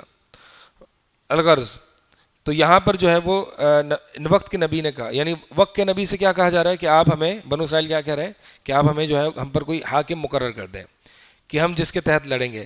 یہاں سے پتہ چلا کہ جہاد ہمیشہ حاکم کے تحت ہی ہوتا ہے, جہاد حاکم کے تحت ہوتا ہے, حاکم کے بغیر نہیں ہو سکتا. وقت کا نبی ہے, وقت کے نبی سے کہا جا رہا ہے کہ آپ حاکم مقرر کر دیں. ٹھیک ہے, تو جب تک وقت کا نبی ہے لیکن حاکم نہیں ہے, حاکم ہونا ضروری ہے, امیر ہونا ضروری ہے. اچھا, دوسری بات یہ پتہ چلی کہ یہ جہاد دفع تھا, یہ جہاد طلب ہے. جہاد دو طرح کا ہے, جہاد دفاعی, جہاد دفع جس کو کہتے ہیں, یعنی کفار اٹیک کر دیں آپ پر تو آپ اپنا دفاع کریں, اور جہاد طلب یہ ہوتا ہے کہ آپ کفار پر ابتدا کریں. تو یہ کون سا جہاد ہے, دفع ہے یا طلب ہے؟ دفع ہے نا. دیکھنا یہ ذکر آ رہا ہے نا کہ وقت اخرجنا من دیا, ہمیں دشمن ہمیں ہمارے گھروں سے نکال رہا ہے, بیٹوں سے نکال رہا ہے, تو یہ جہاد دفع ہے. تو جو لوگ کہتے ہیں نا کہ جہاد دفع کے لیے کوئی شرط نہیں ہے, ان کو غور کرنا چاہیے. جہاد دفع کے لیے اللہ تعالیٰ نے یہاں پہ حاکم کی شرط لگائی ہے. یہ بالکل بے تکی سی اور بے بنیاد سی اور بے دلیل سی بات ہے کہ جی جہاد دفع میں حاکم کی شرط نہیں ہے. مجھے بتائیں, مشرکین مکہ یعنی ابتدائے مکی دور میں نبی علیہ الصلوۃ والسلام جب صحابہ پر ظلم و ستم ہو رہا تھا تو صحابہ نے اجازت مانگی کس جہاد کی, جہاد طلب کی یا دفاع کی؟ جہاد دفاع کی, کیونکہ انہوں نے اپنا دفاع کرنا تھا. اور نبی علیہ الصلوۃ والسلام سے یہ ڈیمانڈ کر رہے تھے کہ ہم اپنا دفاع کریں, ہم ان کو ماریں, یعنی دفاعی طور پر ہم ان کو ماریں, تو ہمیں جہاد کا حکم دیا جائے. لیکن اللہ کے نبی علیہ الصلوۃ والسلام نے فرمایا کہ تم جلدی کرتے ہو, ابھی نہیں. تو جہاد دفع بھی حاکم کے بغیر نہیں ہوتا. اب یہ اس پہ یہ ایک سوال پیدا ہوتا ہے کہ جی کیا اگر کوئی دشمن آپ کے گھر میں گھس آئے, حملہ آور ہو جائے, تو آپ حاکم کو فون کرو گے کہ میں جہاد کروں یا نہیں کروں؟ یعنی یہ کہاں کی بات کہاں سے ملا دی؟ تو دو طریقے کی باتیں ہوتی ہیں. جہاد دفع دو طریقے کا ہوتا ہے, اس کو سمجھ لیں ذرا. جہاد دفع اور چیز ہے, اور دفع السائل یعنی کوئی گھر میں گھس گیا آپ کے, وہ اور چیز ہے. جہاد دفع کیا ہے؟ کافر نے آپ پر اٹیک کیا, اب آپ جوابی کارروائی دیتے ہو, جیسے کہ ابھی انڈیا پاکستان کا ہوا تھا, انڈیا نے اٹیک کیا تھا, تو یہ پاکستان کے لیے جہاد دفع تھا, جہاد طلب تھا؟ جہاد دفع تھا. جہاد یہ دفاع تھا. اب یہ دفاع کے لیے کیا آپ خود سے نکل کے جتھا بنا کے جا سکتے ہیں؟ نہیں, آپ کو حاکم کی ضرورت ہے. تو یہ جو جہاد دفع ہے نا کہ کافر ابتدا کر رہے ہیں اور دفاع کر رہے ہو آپ اپنا, تو اس کے لیے حاکم کی ضرورت ہے. حاکم کے بغیر یہ جہاد نہیں ہو سکتا. پہلی بات, جی میں خود چلا جاؤں, میں خود نکل جاؤں, میں خود جو ہے وہ اپنی آرمی بنا کے نکل جاؤں, یہ سب فتنہ ہے, یہ کوئی نہیں. حاکم اگر جہاد نہیں کر رہا تو پھر اس سے سوال ہوگا. حاکم اگر دفاعی کارروائی نہیں کر رہا تو وہ ہے. اب اگر ایک اور دوسری بات یہ دفع السائل. دفع السائل کیا ہوتا ہے کہ ایک یعنی دشمن یا کوئی بھی آپ کے سامنے آ کے آپ کے گھر پہ گھس گیا ہے, اب اس صورت میں آپ کے پاس اور کوئی چارہ نہیں ہوتا, آپ اپنا دفاع کرتے ہو. ٹھیک ہے, تو یہ وہی جیسے کہ کوئی ڈکیت آپ کے پاس آ گیا, کوئی چھین جھپٹی کرنا آ گیا, تو آپ اپنا کیسے دفاع کرو گے؟ اور نبی صلی اللہ علیہ وسلم نے اسی پہ فرمایا کہ جو شخص اپنے مال کی حفاظت کرتے ہوئے مر گیا وہ شہید ہے. اپنی عزت، اپنی گھر کی حفاظت، اپنے گھر والوں کی حفاظت کرتے ہوئے مر گیا وہ شہید ہے. تو اس صورت میں کوئی شرط نہیں ہے، اس صورت میں آپ اپنا دفاع کریں. ٹھیک ہے، اس صورت میں اگر آپ کے سامنے آ گیا نا، اب وہ آپ کو مار رہا ہے، اب آپ ہاتھ پہ ہاتھ تو نہیں رکھیں گے کہ نہیں اب جب تک حاکم اجازت نہیں دے گا. اب تو آپ کو کرنا ہی ہے، آپ نہ کریں گے تو بھی پٹیں گے، کریں گے تو بھی پٹیں گے، وہ تو کچھ کرنا ہے. ایک بات ہے کہ آپ یعنی کافر نے آپ پر حملہ ملکی اعتبار سے، ان کی آرمی نے حملہ کیا ہے، تو اس میں جو ہے وہ آپ اس طرح بغیر شرائط کے، بغیر حاکم کے اذن سے آپ حملہ آور نہیں ہو سکتے. اور تیسری بات اس سے یہ سمجھ میں آئی کہ وما لنا اللہ نقاتل فی سبیل اللہ، کہ ہمیں کیا ہوا ہے کہ ہم اللہ کے راستے میں قتال نہ کریں. یعنی وقد اخرجنا من دیارنا و ابنائنا، کہ ہمیں اپنے گھروں سے اور اپنے بیٹوں سے الگ کر دیا گیا ہے. یعنی وطن کا جہاد کو فی سبیل اللہ کہا. اس سے یہ پتہ چلا، ابن عثیمین فرماتے ہیں اگر وطن اسلامی ہے، ملک اسلامی ہے، تو اس کا دفاع اور اس کے لیے لڑنا جہاد فی سبیل اللہ ہے. یہ بہت سے لوگ جو ہے نا، جن کو وطنیت کا بت چڑھا ہوا ہوتا ہے نا، کہ وہ ہر وطن کی اور پاکستان آرمی کی جنگ کو وطنیت کی جنگ سمجھتے ہیں. ایسا نہیں ہے. یہ پاکستان یہ اسلامی ملک ہے، اور اسلامی ملک کا دفاع، شیخ عبداللہ ناصر رحمانی حفظہ اللہ نے بھی یہی بات ذکر کی تھی، اسلامی ملک کا دفاع یہ جہاد فی سبیل اللہ. اور کیسے پتہ چلا؟ یہ دلیل ہے، یہ شیخ عبداللہ ناصر رحمانی نے دلیل دی تھی اس بات کی. یعنی یہ تب تھا کہ جب لوگوں نے کہا تھا، یعنی جب پاکستان نے انڈیا پر جوابی کارروائی کی تھی، تو لوگوں نے کہا کہ یہ تو وطنیت کی جنگ ہے. ٹھیک ہے، تو لوگوں نے کہا کہ یہ تو وطنیت کی جنگ ہے. تو شیخ صاحب نے اس پہ جواب دیا کہ نہیں، اپنے مال، اپنے متاع، اپنے وطن جو کہ اسلامی ملک ہے، اس کی حفاظت کرنا یہ جہاد فی سبیل اللہ ہے. کیونکہ یہاں پر بھی یہ کوئی یعنی اسلام نافذ کرنے کے لیے جہاد نہیں کر رہے تھے، یہ اپنا دفاع کر رہے، اپنے وطن کو بچا رہے تھے کہ جن گھروں سے ان کو نکال دیا گیا. اسی طرح یہ جو لوگ کہتے ہیں کہ افغانستان کا جو جہاد ہے، یہ بھی کیا ہے جی، آپس میں مسلمانوں کا یہ کوئی جہاد نہیں ہے، یہ بھی وطنیت ہے. حالانکہ ایسا نہیں ہے. وہ خارجی اور تکفیری خارجی جو ہوتے ہیں، خوارج جو ہوتے ہیں، وہ مسلمان ہی ہوتے ہیں، لیکن کیا ان سے قتال نہیں کیا جاتا؟ سیدنا علی نے کیا ہے رضی اللہ تعالیٰ. لوگ مسلمان اہل علم اور حکمران ہمیشہ خوارج سے لڑتے آئے ہیں. تو خوارج باوجود اس کے کہ مسلمان ہیں، لیکن ان سے قتال کیا جاتا ہے. نبی علیہ الصلوۃ والسلام نے خوارج سے قتال پر بہت اجر اور ثواب کا وعدہ کیا ہے، اور جہنم کے کتے ہیں یہ بھی کہا ہے. تو بات یہ ہے کہ ہر چیز کو ایک ہی نگاہ سے نہیں دیکھا جائے گا کہ یہ بالکل جو ہے وہ قتال برحق ہے، اور اس پہ کئی اہل علم نے اس بات کو ذکر کیا ہے. تو اگر مسلمان ہے تو مسلمان ہے، تو کیا وہ جو بھی کچھ کرتا جائے، خودکش حملے کرے، تکفیر کرے، وہ پاکستان کے حکمرانوں کی تکفیر کرے، مسلمانوں کی تکفیر کرے، اور پھر بم دھماکوں سے لوگوں کو اڑائے، اور پھر ہم ان کو نہیں مار سکتے؟ کیوں جی؟ کیونکہ وہ تو مسلمان ہیں. یہ خوارج ہیں، یہ فسادی ہیں، سب سے بڑے فسادی ہیں یہ خوارج. اور یہ خوارج جیسے ملتے جلتے جو اخوانی، یہ کفار کو چھوڑیں گے اور مسلمانوں کو پکڑیں گے. ان کا پہلا ٹارگٹ مسلمان ہوتا ہے. صلاح الدین ایوبی رحمہ اللہ نے، بڑے فتین انسان تھے، یعنی ان سے کہا گیا کہ آپ روافظ کو پہلے ان کے خلاف پہلے جہاد کرو گے، حالانکہ صلیبی جو ہے وہ بیت المقدس پہ قابض ہیں. کہا کہ میں صلیبیوں کے خلاف لڑ کے اپنی پیٹھ روافظ کو نہیں کرنا چاہتا، یہ دھوکے باز ہیں، یہ آپ کو کبھی نہیں چھوڑیں گے. پہلے ان کے ساتھ ان سے نپٹا، اور پھر بیت المقدس پہ گئے. یہ ہمارے جو ہے نا کئی تحریکی اخوانی، ان کو بالکل عقل نہیں ہے. ان کو یہ فقہ الواقع کی باتیں کرتے رہتے ہیں، ان کو بالکل یہ سمجھ بوجھ نہیں ہے کہ تاریخ کیا ہے. انہوں نے کبھی ہمارا ساتھ نہیں دیا، ہمیشہ یہود کے ساتھ. یہ ہیں ہی یہود کی نسل، یعنی اصل ان کی عبداللہ بن سبا ہے، یہود کی نسل ہے. تو اصل یہ ہے. تو بات یہ ہے کہ یہ پتہ نہیں مرے جا رہے ہوتے ہیں کہ جی ہیں تو مسلمان، نہ ہے تو ابھی ہے تو مسلمان، یہ کھا جائیں گے آپ کو. ہاں اب دیکھ لیں آیت نمبر 247. وقال لهم نبيهم ان اللہ قد بعث لكم طالوت ملکا. اور ان کے نبی نے کہا، کن کو کہا؟ یعنی ملأ میں بنی اسرائیل، بنو اسرائیل کے سرداروں کو، کہ جنہوں نے امیر کے مقرر کا مطالبہ کیا تھا۔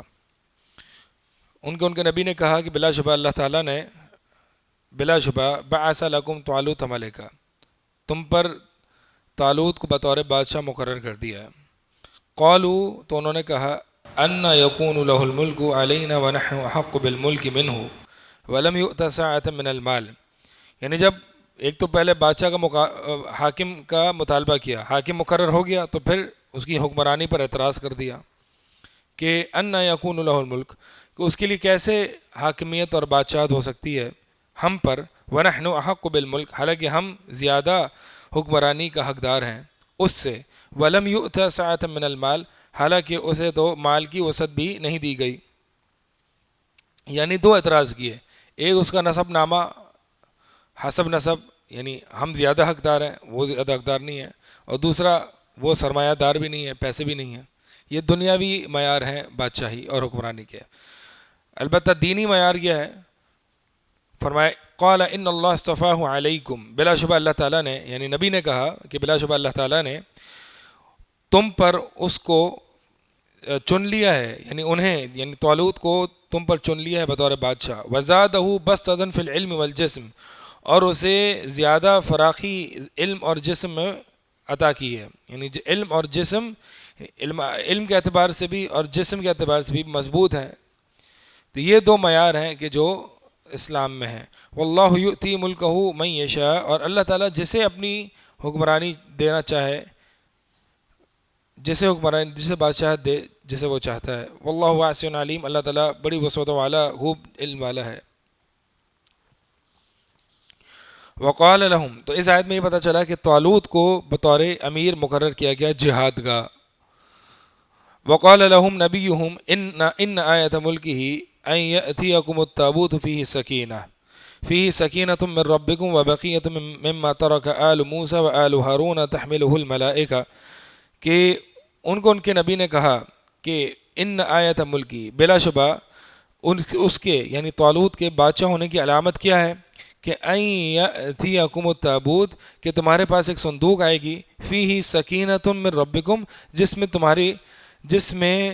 تمہارے رب کی طرف سے اس میں سکینت یعنی تسلی ہوگی، وبقیۃ مما ترک آل موسیٰ وآل ہارون، اور آل موسیٰ اور آل ہارون کے باقی ماندہ چیزیں ہوں گی اس صندوق میں، جسے ملائکہ اٹھائے ہوئے ہوں گے۔ ان فی ذلک لآیہ، بلا شبہ اس میں بڑی نشانی ہے تمہارے لیے، ان کنتم مؤمنین، اگر واقعی تم ایمان والے ہو، مومن ہو۔ تو اس سے پچھلی آیت میں طالوت کے بادشاہ مقرر ہونے کا ذکر کیا، کیونکہ ان کو اللہ تعالیٰ نے مالی، جسمانی اور علم کی فراوانی عطا کر رکھی تھی، اور اس آیت میں اللہ تعالیٰ نے یہ ذکر کیا کہ اس کے بادشاہ ہونے کی علامت جو ہے وہ یہ ہے، یعنی اللہ تعالیٰ کی طرف سے یہ بادشاہ مقرر ہیں اور اس کی علامت یہ ہے۔ فلما فصل طالوت بالجنود، بس جب جدا ہوا طالوت اپنے لشکروں کو لے کے، یعنی طالوت جب لشکروں کو لے کے روانہ ہوا، قالا، تو انہوں نے، طالوت نے ضروری سمجھا کہ جہاد فی سبیل اللہ یا دشمنوں سے آمنے سامنے مقابلے سے پہلے اپنے لشکر کو اتباع کا درس دے دیا جائے اور اتباع پر آزمایا جائے، اتباع سنت پر، یا کسی بھی امتحان پر آزمایا جائے کہ یہ صبر کرتے ہیں یا نہیں۔ اگر یہ چھوٹے سے امتحان میں صبر کر جاتے ہیں تو پھر یہ جہاد فی سبیل اللہ کے قابل ہیں۔ لہٰذا امتحان لیا اور کہا ان اللہ مبتلیکم بنہر، کہ بلا شبہ اللہ تعالیٰ تمہیں ایک نہر کے ساتھ امتحان لینے والا ہے، تمہارا نہر کے ساتھ تمہیں آزمانے والا ہے۔ فمن شربہ منہ فلیس منی، بس جس نے اس نہر میں سے پی لیا تو وہ مجھ سے نہیں ہے۔ ومن لم یطعمہ فإنہ منی، اور جس نے اس میں سے کچھ چکھ لیا فإنہ منی، تو بلا شبہ وہ مجھ میں سے ہے، یعنی میرا پیروکار ہے، یہ مجھ میں سے ہے، میرے طریقے پر ہے۔ الا من اغترف غرفۃ بیدی، سوائے اس کے کہ جو چلو بھر تھوڑا سا لے لے اپنے ہاتھ میں، یعنی نہر سے پانی پینا منع ہے، جس نے اس میں سے پی لیا وہ مجھ سے نہیں ہے، اور جس نے اس میں سے چکھ لیا، الا یہ کہ کوئی چلو بھر ہاتھ میں لے لیا تو ٹھیک ہے۔ فشربوا منہ الا قلیلا منہم، تو انہوں نے، یعنی لشکر نے، جنود نے، اکثر لوگوں نے پی لیا، الا قلیلا منہم، سوائے تھوڑوں میں، تھوڑے ہی تھے جنہوں نے طالوت یعنی حاکم کی بات مانی اور اس کی اطاعت کی، باقی سب جو ہے انہوں نے پی لیا۔ اور یہ قلیل کتنے تھے؟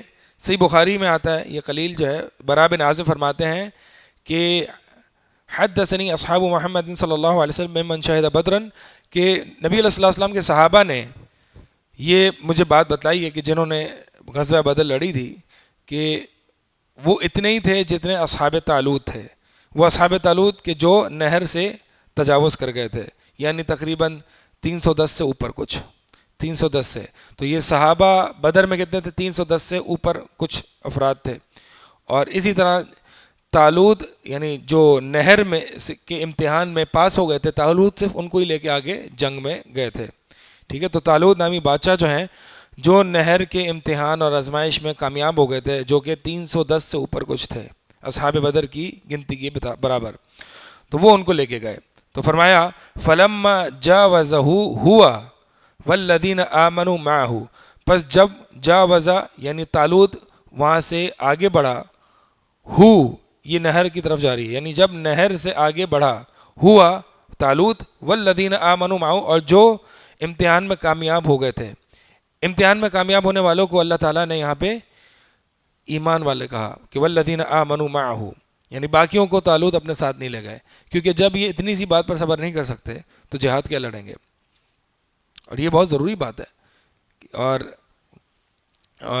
یعنی اسی لیے ہم یہ کہتے ہیں کہ آج جو یعنی جہاد کی جو ایمانی قوت درکار ہے نا، وہ آج ہم میں نہیں ہے۔ اور اس کی دلیل کیا ہے؟ اس کی دلیل یہ ہے کہ آپ پہلے صبح فجر کی نماز میں آ کے مسجد میں دیکھ لیں، یعنی جو بندہ فجر کی نماز با جماعت اٹھ کے آ نہیں سکتا، ٹھیک ہے، وہ آگے جہاد اور قتال کی باتیں کیسے کر رہا ہوتا ہے؟ آپ دیکھو، دھرنے کا اعلان دو، پروٹیسٹ کا اعلان دو، سڑکیں بھری ہوئی ہوں گی، لیکن یہ نمازیں پڑھنی نہیں کسی کو۔ فجر کی جماعت جو ہے وہ نماز، فجر کی نماز کوئی نہیں، تو کتنے لوگ ہوتے ہیں آپ کی مسجد میں؟ 15 20 25 رمضان کے علاوہ؟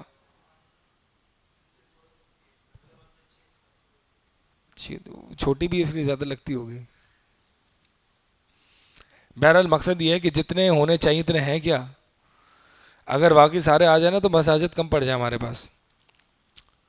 تو ہم جو ہیں وہ بھی اتباع سنت، ہم توحید کے امتحان میں، عقیدے کے امتحان میں، ہر امتحان میں ہم فیل ہیں، اور ہمیں باتیں کرنی بڑی بڑی۔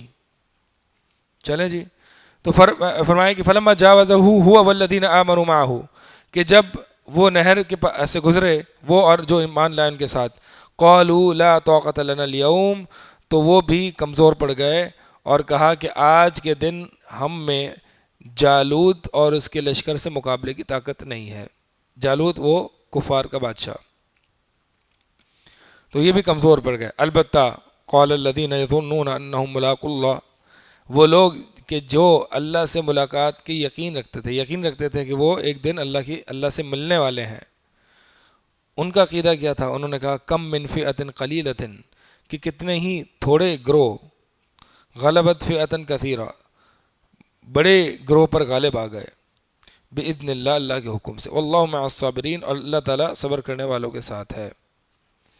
تو تعداد جو ہے وہ اگر ایمانی قوت ہو، طاقت ہو، تو پھر کم تعداد جو ہے وہ بڑی تعداد پر غالب آ جاتی ہے اللہ کے حکم سے۔ فہزموہم باذن اللہ، لہذا ان کو شکست دے دی اللہ کے حکم سے۔ ولما برزوا لجالوت وجنودہ، بس جب برزہ کہتے ہیں یعنی جب کفار سے آمنے سامنے ہو جائے، تو جب یہ جالوت کے آمنے سامنے ہو گئے اور جالوت کے لشکر کے، یعنی جب یہ مسلمان بنو اسرائیل جالوت اور اس کے لشکر کے آمنے سامنے ہو گئے، تو قالوا ربنا، تو انہوں نے کہا اے ہمارے رب، افرغ علینا صبرا، انڈیل دے ہم پر صبر، وثبت اقدامنا، اور ہمارے قدموں کو ثابت قدم رکھ، وانصرنا علی القوم الکافرین، اور ہماری مدد کر کافر قوم کے خلاف۔ یعنی یہ دیکھیں کہ سب سے پہلے دعا میں بھی سب سے پہلے کیا مانگا؟ صبر۔ صبر آئے گا تو قدموں میں، میدان میں ثابت قدمی آئے گی، اور پھر جب ثابت قدمی آ گئی تو پھر نصرت اللہ کی طرف سے آ جائے گی۔ وانصرنا علی القوم الکافرین، علی القوم الکافرین کا سے یہ بات ثابت کی گئی کہ ہم جو جہاد کر رہے ہیں وہ اپنے نفس کے لیے نہیں کر رہے، ہم کافروں کے ساتھ جہاد کر رہے ہیں جو کہ اعلاء کلمت اللہ کے لیے ہے. فہزمہم باذن اللہ، بس لہٰذا شکست دے دی باذن اللہ، اللہ کے حکم سے. کن کو شکست دے دی؟ فہزموہم یعنی ان کو، جالوت کو. وقتل داؤد جالوت، اور داؤد علیہ السلام نے جالوت کو قتل کر دیا. وآتاہ اللہ الملک، اور اللہ تعالیٰ نے داؤد علیہ السلام کو بادشاہت عطا کی. والحکمہ، اور دانائی عطا کی. وعلمہما مما یشاء، اور وہ علم دیا، وہ تعلیم دی کہ جو وہ چاہتا ہے اس میں سے جو اس نے چاہا، یعنی لوہے کو نرم کرنا اور بھی دیگر پرندوں کی بولی سکھانا، اور یعنی بہترین انداز میں جو ہے وہ اللہ کا ذکر ادا کرنا، یہ تمام چیزیں اللہ تعالیٰ نے ان کو سکھائی.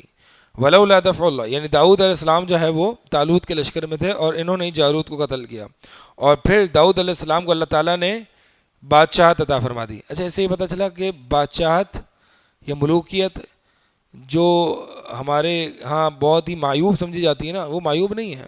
داؤد علیہ السلام کو اللہ تعالیٰ نے بادشاہت عطا کی، بلکہ بعض قرآن میں بعض الفاظ تو انا جعلناک خلیفۃ فی الارض، سورہ صاد میں ہے کہ داؤد علیہ السلام کو اللہ تعالیٰ نے فرمایا کہ ہم نے تجھے خلافت عطا کی. تو خلافت اور بادشاہت ایک ہی معنی میں استعمال ہوئے. بہرحال سلیمان علیہ السلام کو بھی بادشاہت، ملوکیت عطا کی. تو ملوکیت فی نفسی کوئی بری چیز نہیں ہے. بری چیز وہ ہوتی ہے کہ جو اگر بادشاہ برا ہے تو پھر ملوکیت بھی بری ہے. ملوکیت جو ہے نا وہ، یعنی ایک تو اصل میں ملوکیت کو جو معیوب قرار دینا وہ کہاں سے شروع ہوا؟ وہ روافظ نے جو ہے وہ امیر معاویہ پر طعن کیا اس ملوکیت کی بنیاد پر، ٹھیک ہے، کہ انہوں نے جو ہے اپنے بیٹے کو نامزد کیا. پھر اس سے جو ہے وہ کئی تحریکی اور مودودی کے ماننے والے، اسرار احمد کے ماننے والے، ان کے پیروکار، انہوں نے اس شیعوں سے متاثر ہو کے یہی ملوکیت کا یہی تصور لیا، اور پھر لہٰذا انہوں نے بھی امیر معاویہ پر کچھ نہ کچھ برا بھلا کہا. تو بات یہ ہے کہ ملوکیت پہ اگر طعن کرنا ہے اور پھر اس کی وجہ سے سیدنا معاویہ پر طعن کرتے ہو تو پھر داؤد علیہ السلام پہ بھی کرو، پھر سلیمان علیہ السلام پر کرو، پھر طالوت پر کرو. یہ سب کون تھے؟ ملوک تھے، ٹھیک ہے. تو ہمیں آج کی جو ہے نا وہ پھر اس ملوکیت پر طعن، پھر سیدنا معاویہ سے لے کر آج تک سعودی حکومت پر طعن کیا جاتا ہے کہ یہ سارے کے سارے بادشاہ ہیں. تو ملوکیت فی نفسی کوئی بری چیز نہیں ہے. ہاں اگر وہ بادشاہ ایسا ہے کہ جو اللہ کے دین کے مطابق احکامات نافذ نہیں کرتا تو وہ برا ہے. ملوکیت فی نفسی بری نہیں ہوتی.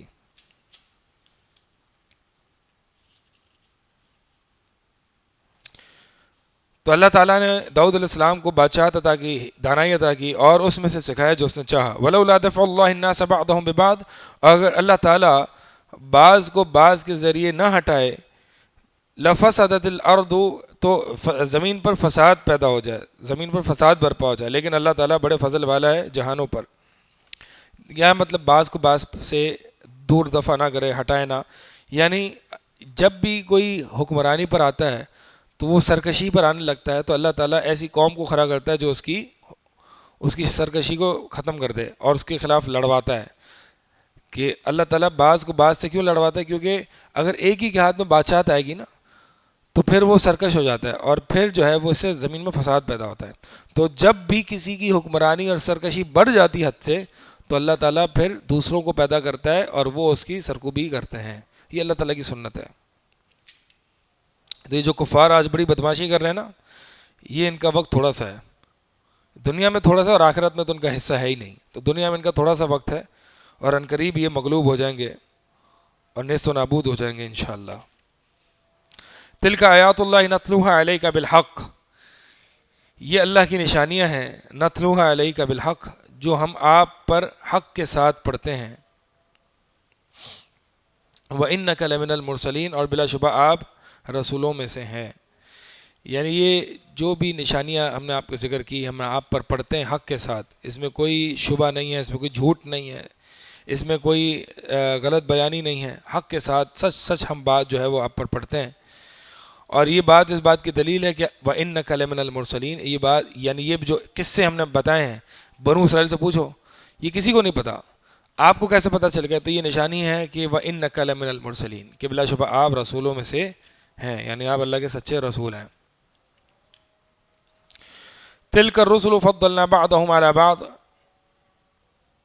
یہ رسول یعنی جن کا بھی تذکرہ ابھی پیچھے ہوا، داؤد علیہ السلام کا اور جو نبی کا اور بھی دیگر رسولوں کا، فضلنا بعضهم على بعض، ہم نے بعض کو بعض پر فضیلت دی ہے، منہم من کلم اللہ، ان میں سے کچھ وہ ہیں کہ جن کے ساتھ اللہ نے کلام کیا، ورفع بعضهم درجات، اور بعض کو اللہ تعالیٰ نے درجات میں بلندی دی، بعض کے اللہ تعالیٰ نے درجات بلند کیے۔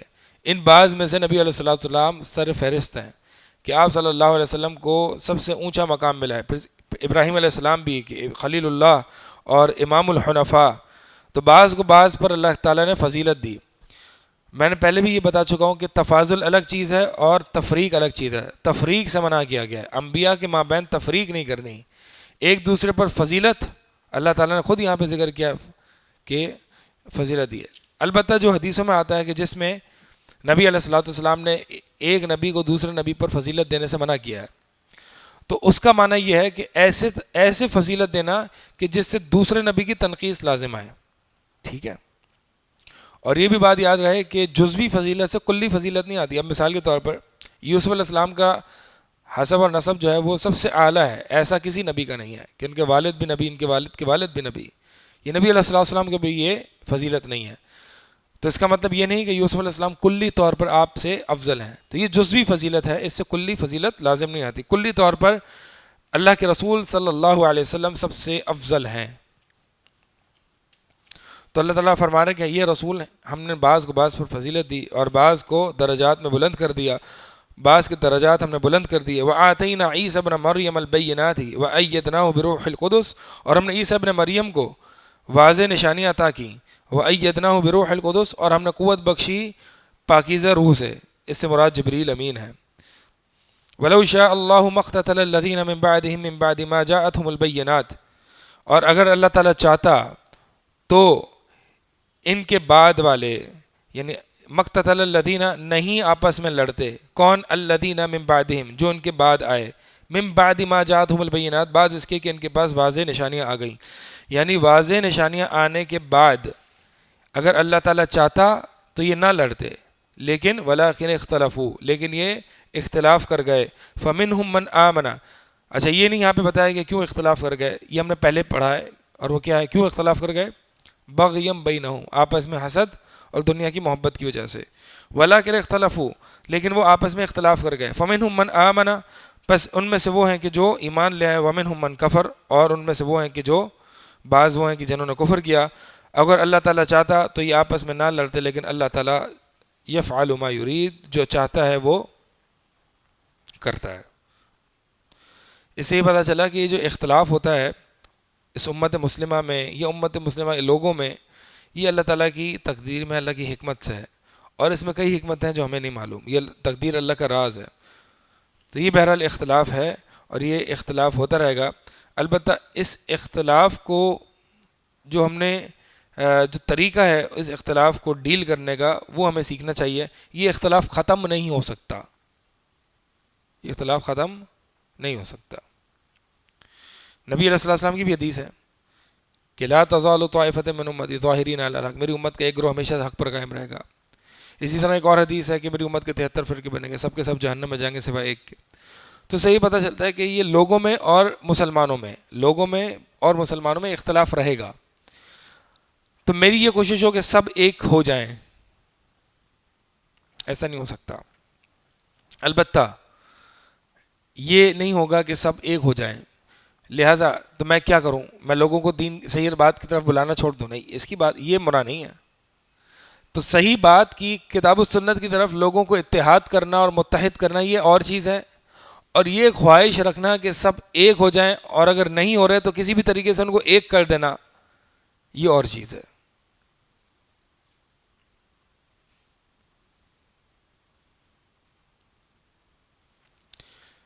پہلی چیز یہ ہے کہ حق پر لوگوں کو ایک کرنا، دوسری چیز یہ ہے کہ حق کو کمپرومائز کر کے لوگوں کو ایک کرنا، دونوں میں بڑا فرق ہے۔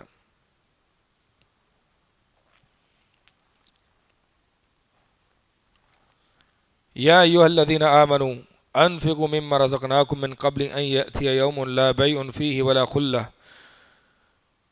من قبل ان یأتی یوم لا بیع فیہ ولا خلۃ ولا شفاعۃ والکافرون هم الظالمون، اے لوگو جو ایمان لائے ہو خرچ کرو جو ہم نے تمہیں دیا ہے، جو ہم نے تمہیں رزق دیا اس میں سے خرچ کرو، من قبل اس سے پہلے کہ ان یأتی یوم کہ ایسا دن آ جائے، من قبل ان یأتی یوم کہ ایسا دن آ جائے، لا بیع فیہ کہ جس میں نہ کوئی خرید و فروخت ہوگی، نہ کوئی دوستیاں ہوں گی، نہ شفاعت کام آئے گی، والکافرون هم الظالمون، اس سے پتہ چلا کہ اللہ کے راستے میں خرچ نہ کرنے والے کافر ہیں، والکافرون هم الظالمون، اور کافر ہی ظالم ہے۔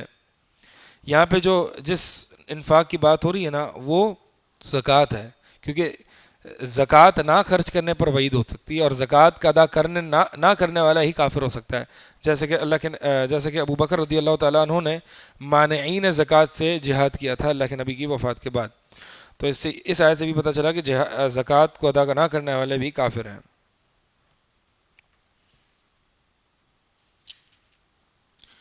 اب آیت الکرسی ہے، آیت الکرسی یہ اس کتاب اللہ کی سب سے عظیم آیت ہے۔ اللہ کے نبی صلی اللہ علیہ وسلم نے ابی بن کعب رضی اللہ تعالیٰ عنہ سے پوچھا کہ سب سے عظیم آیت کون سی ہے کتاب اللہ میں؟ فرمایا کہ آیت الکرسی ہے۔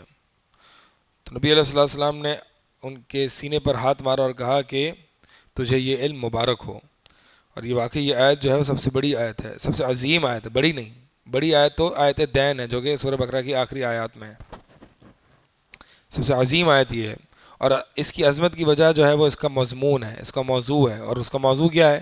توحید ہے۔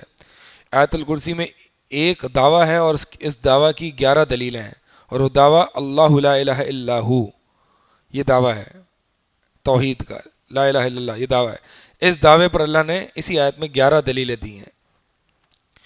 آیت الکرسی کی فضائل بڑے ہیں، ایک ابو ہریرہ والی حدیث بھی ہے، لمبی حدیث ہے، جس میں وہ شیطان جو ہے وہ 3 دفعہ آتا ہے اور پھر آخری دفعہ وہ پکڑا جاتا ہے، تو ابو ہریرہ کہتے ہیں کہ اب میں تجھے جو ہے یعنی نفلی مال یا صدقہ کے مال جو ہے وہ چھڑا کے لے جا رہا ہوتا ہے، تو ابو ہریرہ کہتے ہیں آج تو میں تجھے نبی صلی اللہ علیہ وسلم کے پاس لے جاؤں گا، تو انہوں نے کہا کہ شیطان نے کہا کہ میں آپ کو ایک بات سکھاؤں گا، ایک علم دوں گا۔ فرمایا کیا؟ فرمایا کہ جب بھی بستر پہ جاؤ تو آیت الکرسی پڑھ لو، اللہ تعالیٰ کی طرف سے ایک محافظ مقرر ہو جائے گا جو تمہیں صبح تک کچھ نہیں کر سکے گا۔ تو ہمیں جیسے جاگتے وقت بھی شیطان سے حفاظت کی ضرورت ہے نا، سوتے وقت بھی شیطان کی حفاظت کی ضرورت ہے، ٹھیک ہے؟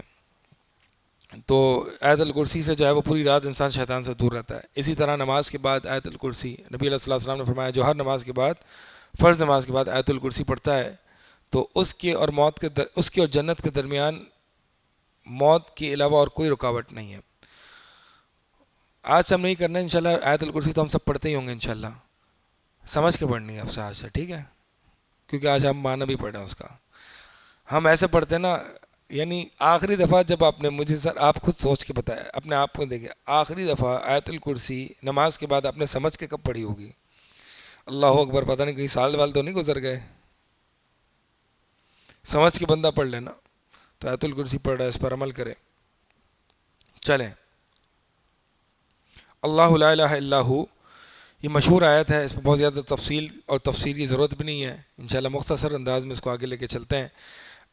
اللہ اس کے علاوہ کوئی معبود برحق نہیں، الحی القیوم، یہ حی یعنی اس کی زندگی کمال کی، وہ حی ہے، کامل زندہ ہے، القیوم سب کو قائم رکھے ہوئے، القیوم کہتے ہیں کہ قائم بذاتہ وقیم لغیرہ، یعنی جو کہ خود اپنی ذات میں بھی انڈیپینڈنٹ ہے، غیر محتاج ہے، قائم ہے، اور دوسروں کو بھی اپنے علاوہ اس نے قائم رکھا ہوا ہے۔ اور یہ جو آسمان اور زمین اللہ تعالیٰ کے اذن سے، اللہ کی مرضی سے، اللہ کے حکم سے قائم ہے، قائم اور دائم ہے۔ تو قیوم کا معنی یہ ہے کہ اللہ تعالیٰ نے ہم سب کو، پوری دنیا کو قائم رکھا ہوا ہے، الحی القیوم۔ اب اس کی کمال زندگی اور کمال حیات کا تقاضا یہ ہے کہ لا تأخذہ سنۃ ولا نوم، کہ اسے نہ کچھ اونگ آتی ہے اور نہ نیند آتی ہے۔ تو اللہ تعالیٰ کی حیات، کامل حیات، اس کا کمال کیا ہے کہ اسے نہ نیند آتی، نہ اونگ آتی ہے، نہ نیند آتی ہے۔ اچھا، اونگ کی نفی کر دیتے تو نیند کی نفی بالآول ہو جاتی، تو کیوں دونوں کی نفی کی؟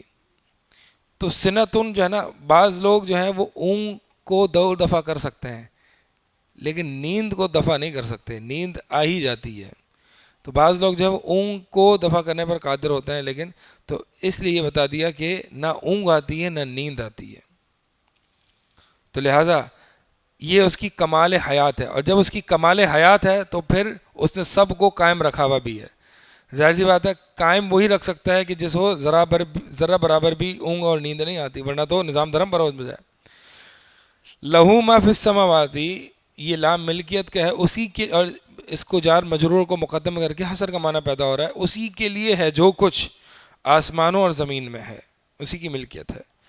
من ذا الذی یشفع عندہ الا باذنہ، کون ہے جو سفارش کر سکتا ہے اس کے ہاں سوائے اس کی مرضی کے، یعنی اللہ کے ہاں کون ہے جو اللہ کی مرضی کے بغیر، اللہ کی اذن کے بغیر سفارش کر سکتا ہے. یعلم ما بین ایدیہم وما خلفہم، وہ جانتا ہے جو کچھ سامنے ہے ان کے، وما خلفہم، اور جو کچھ ان کے پیچھے ہے. سامنے اور پیچھے کا مطلب کیا ہے؟ سامنے کا مطلب یعنی جو حاضر ہے، اللہ تعالیٰ تمام چیزیں جو حاضر وہ بھی جانتا ہے، یعنی ہمارے جو سامنے حاضر ہیں، اور جو ہم سے غائب ہیں وہ بھی جانتا ہے. اس میں ماضی، حال، مستقبل سب آ گیا، یعنی اللہ تعالیٰ حاضر اور غائب ہر چیزوں کو جانتا ہے. ولا یحیطون بشیء من علمہ، اور ولا یحیطون، اور نہیں احاطہ کرتے، بشیء، کسی چیز کا بھی، من علمہ، اس کے علم میں سے، الا بما شاء، الا یہ کہ جو وہ چاہے. یعنی مخلوق، ہم مخلوق اللہ کے علم میں سے کچھ بھی احاطہ نہیں کر سکتے مگر صرف اتنا ہی کہ جتنا اللہ چاہے. اللہ کا علم تو بہت ہے، تو جتنا اللہ چاہے اتنا ہی ہمیں مل سکتا ہے علم، ہم اس کے علم کا احاطہ نہیں کر سکتے. دوسرا اس کا معنی یہ ہے، یعنی علم ہی سے مراد اللہ کے بارے میں علم، یعنی اللہ کے بارے میں جو علم ہے، ہم اللہ کے بارے میں صرف اتنا ہی جان سکتے ہیں جتنا اللہ تعالیٰ چاہے. تو اللہ کے بارے میں ہم کتنا جانتے ہیں؟ جتنا ہمیں قرآن حدیث سے بتایا ہے. تو اللہ کے بارے میں جاننا بھی مراد ہے اور اللہ کا علم بھی مراد ہے. اللہ کا علم یعنی اللہ تعالیٰ جو جانتا ہے، تو اللہ تعالیٰ جو جانتا ہے ہم اس کا احاطہ نہیں کر سکتے مگر سوائے جتنا وہ چاہے. اور دوسرا معنی کیا ہے کہ اللہ کے بارے میں جو علم ہے اس کا احاطہ ہم نہیں کر سکتے مگر صرف اتنا ہی جتنا اللہ تعالیٰ چاہے. وسع کرسیہ السماوات والارض، اس کی کرسی نے آسمان اور زمین کو سموئے ہوئے ہے، یعنی اس کی اتنی کرسی، اور اس کی کرسی اتنی بڑی ہے. اور کرسی جو ہے عبداللہ بن عباس فرماتے ہیں، ابن ابی حاتم میں صحیح سند کے ساتھ، ان الکرسی موضع القدمین، کہ کرسی جو ہے وہ اللہ تعالیٰ کی، اللہ کے قدموں کی جگہ ہے. اور اللہ تعالیٰ خود جو ہے وہ عرش پر بلند ہے اور مستوی ہے جیسے اس کی شان کے لائق ہے. وسع کرسی، اللہ کی کرسی کتنی بڑی ہے؟ حدیث میں آتا ہے کہ جیسے کہ ایک صحرا میں ایک چھلا، یعنی آسمان، ساتوں آسمان کا مقابلہ اللہ کی کرسی سے ایسے جیسے کہ ایک بڑے سے صحرا میں ایک چھوٹا سا چھلا.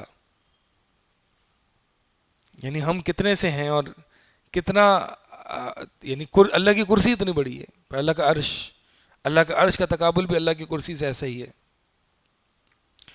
وسع کرسی، اور یعنی ہم اتنے سے ہیں، ہمیں اتنا سا مل جاتا ہے تو ہم کتنے ایسے چوڑے ہو جاتے ہیں، اتنا بڑے ہو جاتے ہیں، اتنا تکبر کرتے ہیں، حالانکہ ہماری اوقات کتنی سی ہے. وسع کرسی، اسی لیے نماز میں بار بار اللہ اکبر کہہ کے آپ اپنے آپ کو یاد دلاتے ہیں کہ میں بڑا نہیں ہوں، اللہ سب سے بڑا ہے، اللہ سب سے بڑا ہے. جہاں دھیان ہٹنے لگتا ہے وہاں رکوع میں جاتے ہوئے اللہ اکبر کہ کہیں اور گم رہا تھا، آ جاؤ، اللہ سب سے بڑا ہے. تمہاری جو بھی سوچ ہے، تمہاری کوئی مصیبت ہے، تمہاری کوئی ٹینشن ہے، اللہ سب سے بڑا ہے. بار بار یہ یاد دلایا جاتا ہے کہ اللہ سب سے بڑا ہے. اور تھوڑی سی تمہیں خوشی مل جائے، تھوڑی سی تمہیں نعمت مل جائے، عید کی خوشیاں مل جائے، تو اس پہ بھی اللہ کی بڑائی بیان کرو کہ اللہ سب سے بڑا ہے. تو خوشی میں، نعمتوں میں تم نے جو ہے وہ اپنے آپ سے، اپنی اوقات سے باہر نہیں ہونا. وسع کرسی السماوات والارض، اللہ کی کرسی آسمان اور زمین کو سموئے ہوئے. ولا یؤودہ حفظہما، اور ان دونوں کی حفاظت اللہ کو تھکاتی نہیں ہے، یعنی آسمان اور زمین کی حفاظت اللہ کو تھکاتی نہیں ہے. وہو العلی العظیم، اور وہی علی سب سے بلند، بہت بلند، العظیم اور بہت عظیم ہے. علی اللہ تعالیٰ کی صفت علو جو ہے نا، صفت علو اللہ تعالیٰ کے علو جو ہے وہ مکان کے اعتبار سے بھی ہے اور مرتبے کے اعتبار سے بھی ہے. مکان اور مرتبہ. مکان کے اعتبار سے اللہ تعالیٰ سب سے بلند ہے, عرش پر مستوی ہے, اور مرتبہ اللہ تعالیٰ کا سب سے بلند مرتبہ ہے, صفات کاملہ کے ساتھ وہ, یعنی سب سے کامل صفات کے ساتھ وہ متصف ہے. اللہ کے عرش, سوال ہے اللہ کے عرش کے بارے میں بتائیں. اللہ کا عرش یہ اللہ کا تخت ہے, جیسے کہ بادشاہ کا تخت ہوتا ہے. یہ تخت, عرش کس کو کہتے ہیں؟ تخت کو کہتے ہیں. اس کی کیفیت کیا ہے واللہ عالم. لیکن کل کو قیامت والے دن جو ہے وہ 8 فرشتے اس اللہ کے عرش کو اٹھائے ہوئے ہوں گے. وَيَحْمِلُونَ فَوْقَهُمْ وَيَحْمِلُونَ عَرْشَ رَبِّكَ فَوْقَهُمْ يَوْمَئِذٍ ثَمَانِيَّةٌ. اور اس دن اللہ تعالیٰ کے عرش کو 8 فرشتے اٹھائے ہوئے ہوں گے. اللہ تعالیٰ کا عرش جو ہے وہ جنت الفردوس کی چھت ہے. جنت الفردوس سب سے اعلیٰ چھت ہے. جنت الفردوس بیچ میں ہے اور سب سے اعلیٰ ہے. اس سے پتہ چلتا ہے کہ جنت یوں ہے, اور جو بیچ میں ہے اور سب سے اعلیٰ ہے وہ جنت الفردوس ہے. اور اللہ کے عرش نے سب کو گھیرا ہوا ہے, یعنی قبے کی طرح ہے کہ آسمان و زمین کو گھیرے ہوئے. کیفیت اللہ جانتا ہے. استواء علی العرش کی کیفیت اللہ جانتا ہے. عرش کی کیفیت اللہ تعالیٰ جانتا ہے.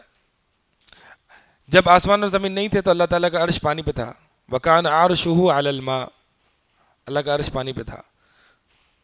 بس یہی باتیں ہیں جو اللہ کے عرش سے متعلق میرے ذہن میں ہیں ابھی. وَلَا يَعُودُهُ حِفْظُهُمَا وَهُوَ الْعَلِيُّ الْعَظِيمُ. ٹھیک ہے. لا اکراہ فی الدین.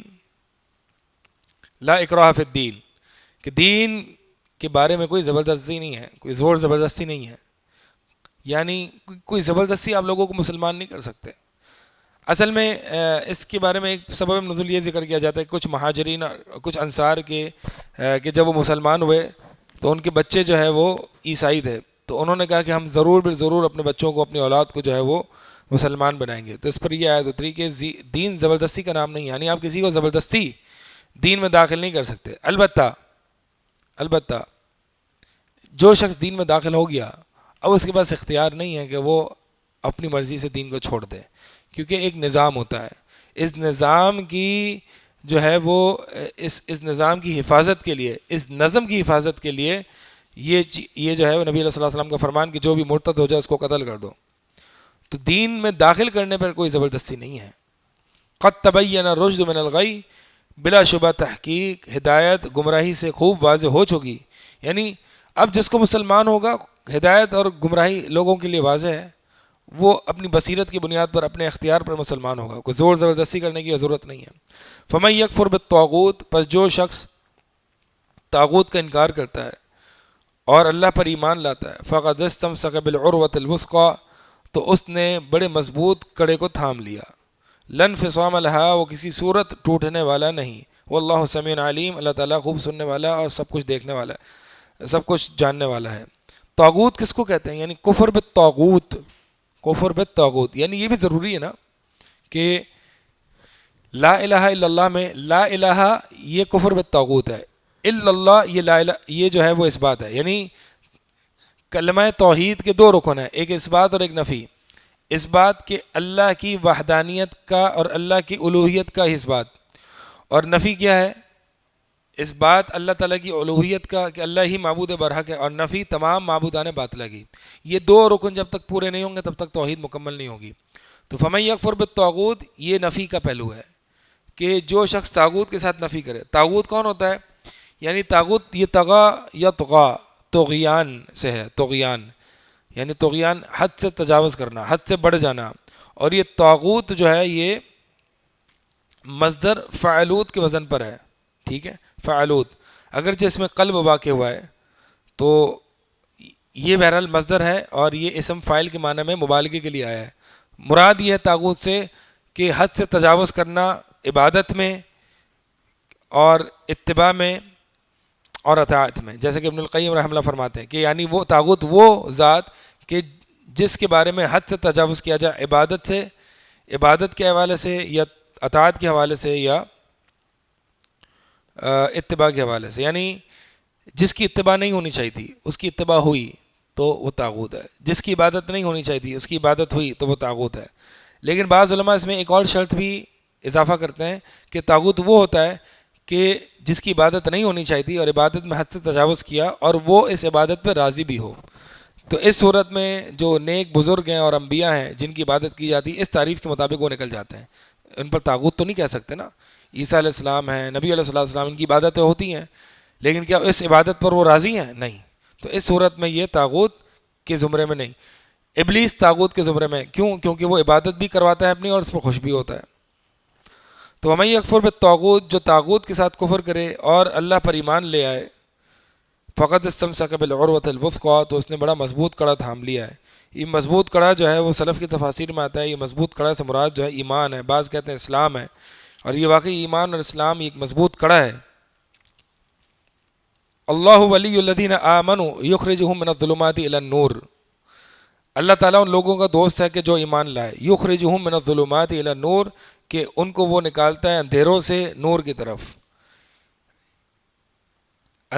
قرآن میں ظلمات ہمیشہ جمع آتا ہے اور نور مفرد آتا ہے, یہ بات بتلانے کے لیے کہ گمراہیاں بہت ساری ہیں اور سیدھا راستہ ایک ہے. والذین کفروا اولیاءہم الطاغوت یخرجونہم من النور الی الظلمات, اور وہ لوگ جنہوں نے کفر کیا ان کے تو اولیاء اور دوست یہ طاغوت ہیں کہ جو ان کو نور سے ظلمات کی طرف نکالتے ہیں, جو ان کو نور سے نکال کے ظلمات کی طرف لے جاتے ہیں. اولئک اصحاب النار, یہی آگ والے ہیں, وہ اس میں ہمیشہ رہیں گے. اچھا, اس سے یہ سمجھ میں آ رہا ہے کہ شاید یعنی اللہ ولی الذین آمنوا یخرجہم من الظلمات الی النور, کہ اللہ تعالیٰ ان لوگوں کا دوست ہے جو ایمان لاتے ہیں, کہ اللہ تعالیٰ ان کو ظلمات سے نور کی طرف لے جاتا ہے. یعنی اس سے یہ سمجھ میں آتا ہے کہ مومنین جو ہے وہ پہلے ظلمات میں ہوتے ہیں اور پھر اللہ تعالیٰ ان کو نور کی طرف لے جاتا ہے. یعنی پہلے سب گمراہ ہوتے ہیں اور پھر اللہ تعالیٰ ان کو نور کی طرف لے جاتا ہے. حالانکہ حدیث میں آتا ہے کہ ہر نو مولود جو ہے وہ فطرت اسلام پر پیدا ہوتا ہے. تو پھر اس کا کیا معنی ہے؟ اس کا معنی یہ نہیں ہے کہ ہر بندہ پہلے گمراہ ہوتا ہے. مقصد یہ ہے کہ یہ اللہ تعالیٰ کی ایک طریقے سے رحمت اور اللہ تعالیٰ کا فضل کی طرف اشارہ ہے کہ اگر تمہیں اللہ تعالیٰ نور کی طرف نہ لے جائے تو تم ظلمات میں رہو. تو گویا کہ اللہ تعالیٰ نے تمہیں ہدایت دی, گویا کہ اللہ تعالیٰ نے تمہیں ظلمات سے بچا لیا, یہ مراد ہے. اللہ تعالیٰ نے تمہیں ظلمات سے بچا لیا اور ظلمات سے نور کی طرف لے آئے. جیسا کہ جب ایک قبر میں ایک مومن کو اتارا جائے گا اور وہ منکر نکیر کے سوالات میں اس کے جوابات پورے دے دیے جائیں گے, تو اس کو اس کی آنکھ کا ٹھکانہ دکھایا جائے گا, آنکھ کا, جہنم کا, اور کہا جائے گا کہ دیکھ اگر تو ایمان نہ لاتا اور جوابات صحیح نہیں دیتا تو یہ تیرا ٹھکانہ ہوتا. تو لہٰذا یہ مراد ہے کہ اگر نور نہ ہوتا تو یہ ظلمات ہوتی, اور اس ظلمات سے اللہ تعالیٰ نے ان کو نور کی طرف نکالا ہے. الم تر الی الذی حاج ابراہیم فی ربہ, آپ نے اس کو نہیں دیکھا, یعنی نمرود کی بات ہو رہی ہے, کہ جس نے ابراہیم علیہ السلام سے ان کے رب کے بارے میں جھگڑا کیا. فی ربی, یعنی ابراہیم کے رب کے بارے میں اس نے جھگڑا کیا, یعنی نہ مانا. کیوں جھگڑا کیا؟ ان آتاہ اللہ الملک, اس لیے کہ اللہ تعالیٰ نے اس کو حکمرانی دے رکھی تھی, یعنی حکمران تھا, سرکش ہو گیا تھا. اس حکمرانی کے نشے میں وہ اپنے رب کو بھول گیا اور الٹا جھگڑا کرنے لگ گیا اللہ کے نبی سے, ابراہیم علیہ السلام سے, کہ اذ قال ابراہیم ربی الذی یحیی و یمیت, کہ جب ابراہیم علیہ السلام نے کہا کہ میرا رب تو وہ ہے کہ جو زندہ بھی کرتا ہے اور موت بھی دیتا ہے. تو اس نے کہا, نمرود نے, انا احیی و امیت, کہ میں بھی زندہ کرتا ہوں اور موت کر دیتا ہوں. یہ میں زندہ کرتا ہوں اور موت بھی دیتا ہوں سے مراد کیا ہے؟ بعض روایت میں آتا ہے, اسرائیلی روایات ہیں, کہ اس نے 2 بندوں کو لا کے کھڑا کر دیا, ایک کو مار دیا, ایک کو زندہ چھوڑ دیا, اور کہا کہ دیکھو ایک کو میں نے مار دیا اور ایک کو زندہ کر دیا. تو ابراہیم علیہ السلام نے کہا فإن اللہ یأتی بالشمس من المشرق. اب ابراہیم علیہ السلام دوسری دلیل کی طرف نہیں گئے, پہلی دلیل کی کنٹینیوشن ہے, تسلسل ہے, کہ اے نمرود تو اگر دعویٰ کرتا ہے کہ تو ہی پیدا کرتا ہے اور مارتا ہے, تو جو پیدا کرنے پر قادر ہے نا وہ سورج کو مغرب سے نکالنے پر بھی قادر ہے, نکال کے دکھا دے مغرب سے. تو فرمایا فإن اللہ یأتی بالشمس من المشرق, کہ بلا شبہ اللہ تعالیٰ سورج کو مشرق سے نکالتا ہے. فأتی بہا من المغرب, تو اس کو مغرب سے نکال کے دکھا دے. فبہت الذی کفر, تو حیران زدہ رہ گئے وہ لوگ جنہوں نے, فبہت الذی کفر, تو حیران زدہ رہ گیا وہ شخص جس نے کفر کیا. اور اللہ تعالیٰ ظالم قوم کو ہدایت نہیں دیتا.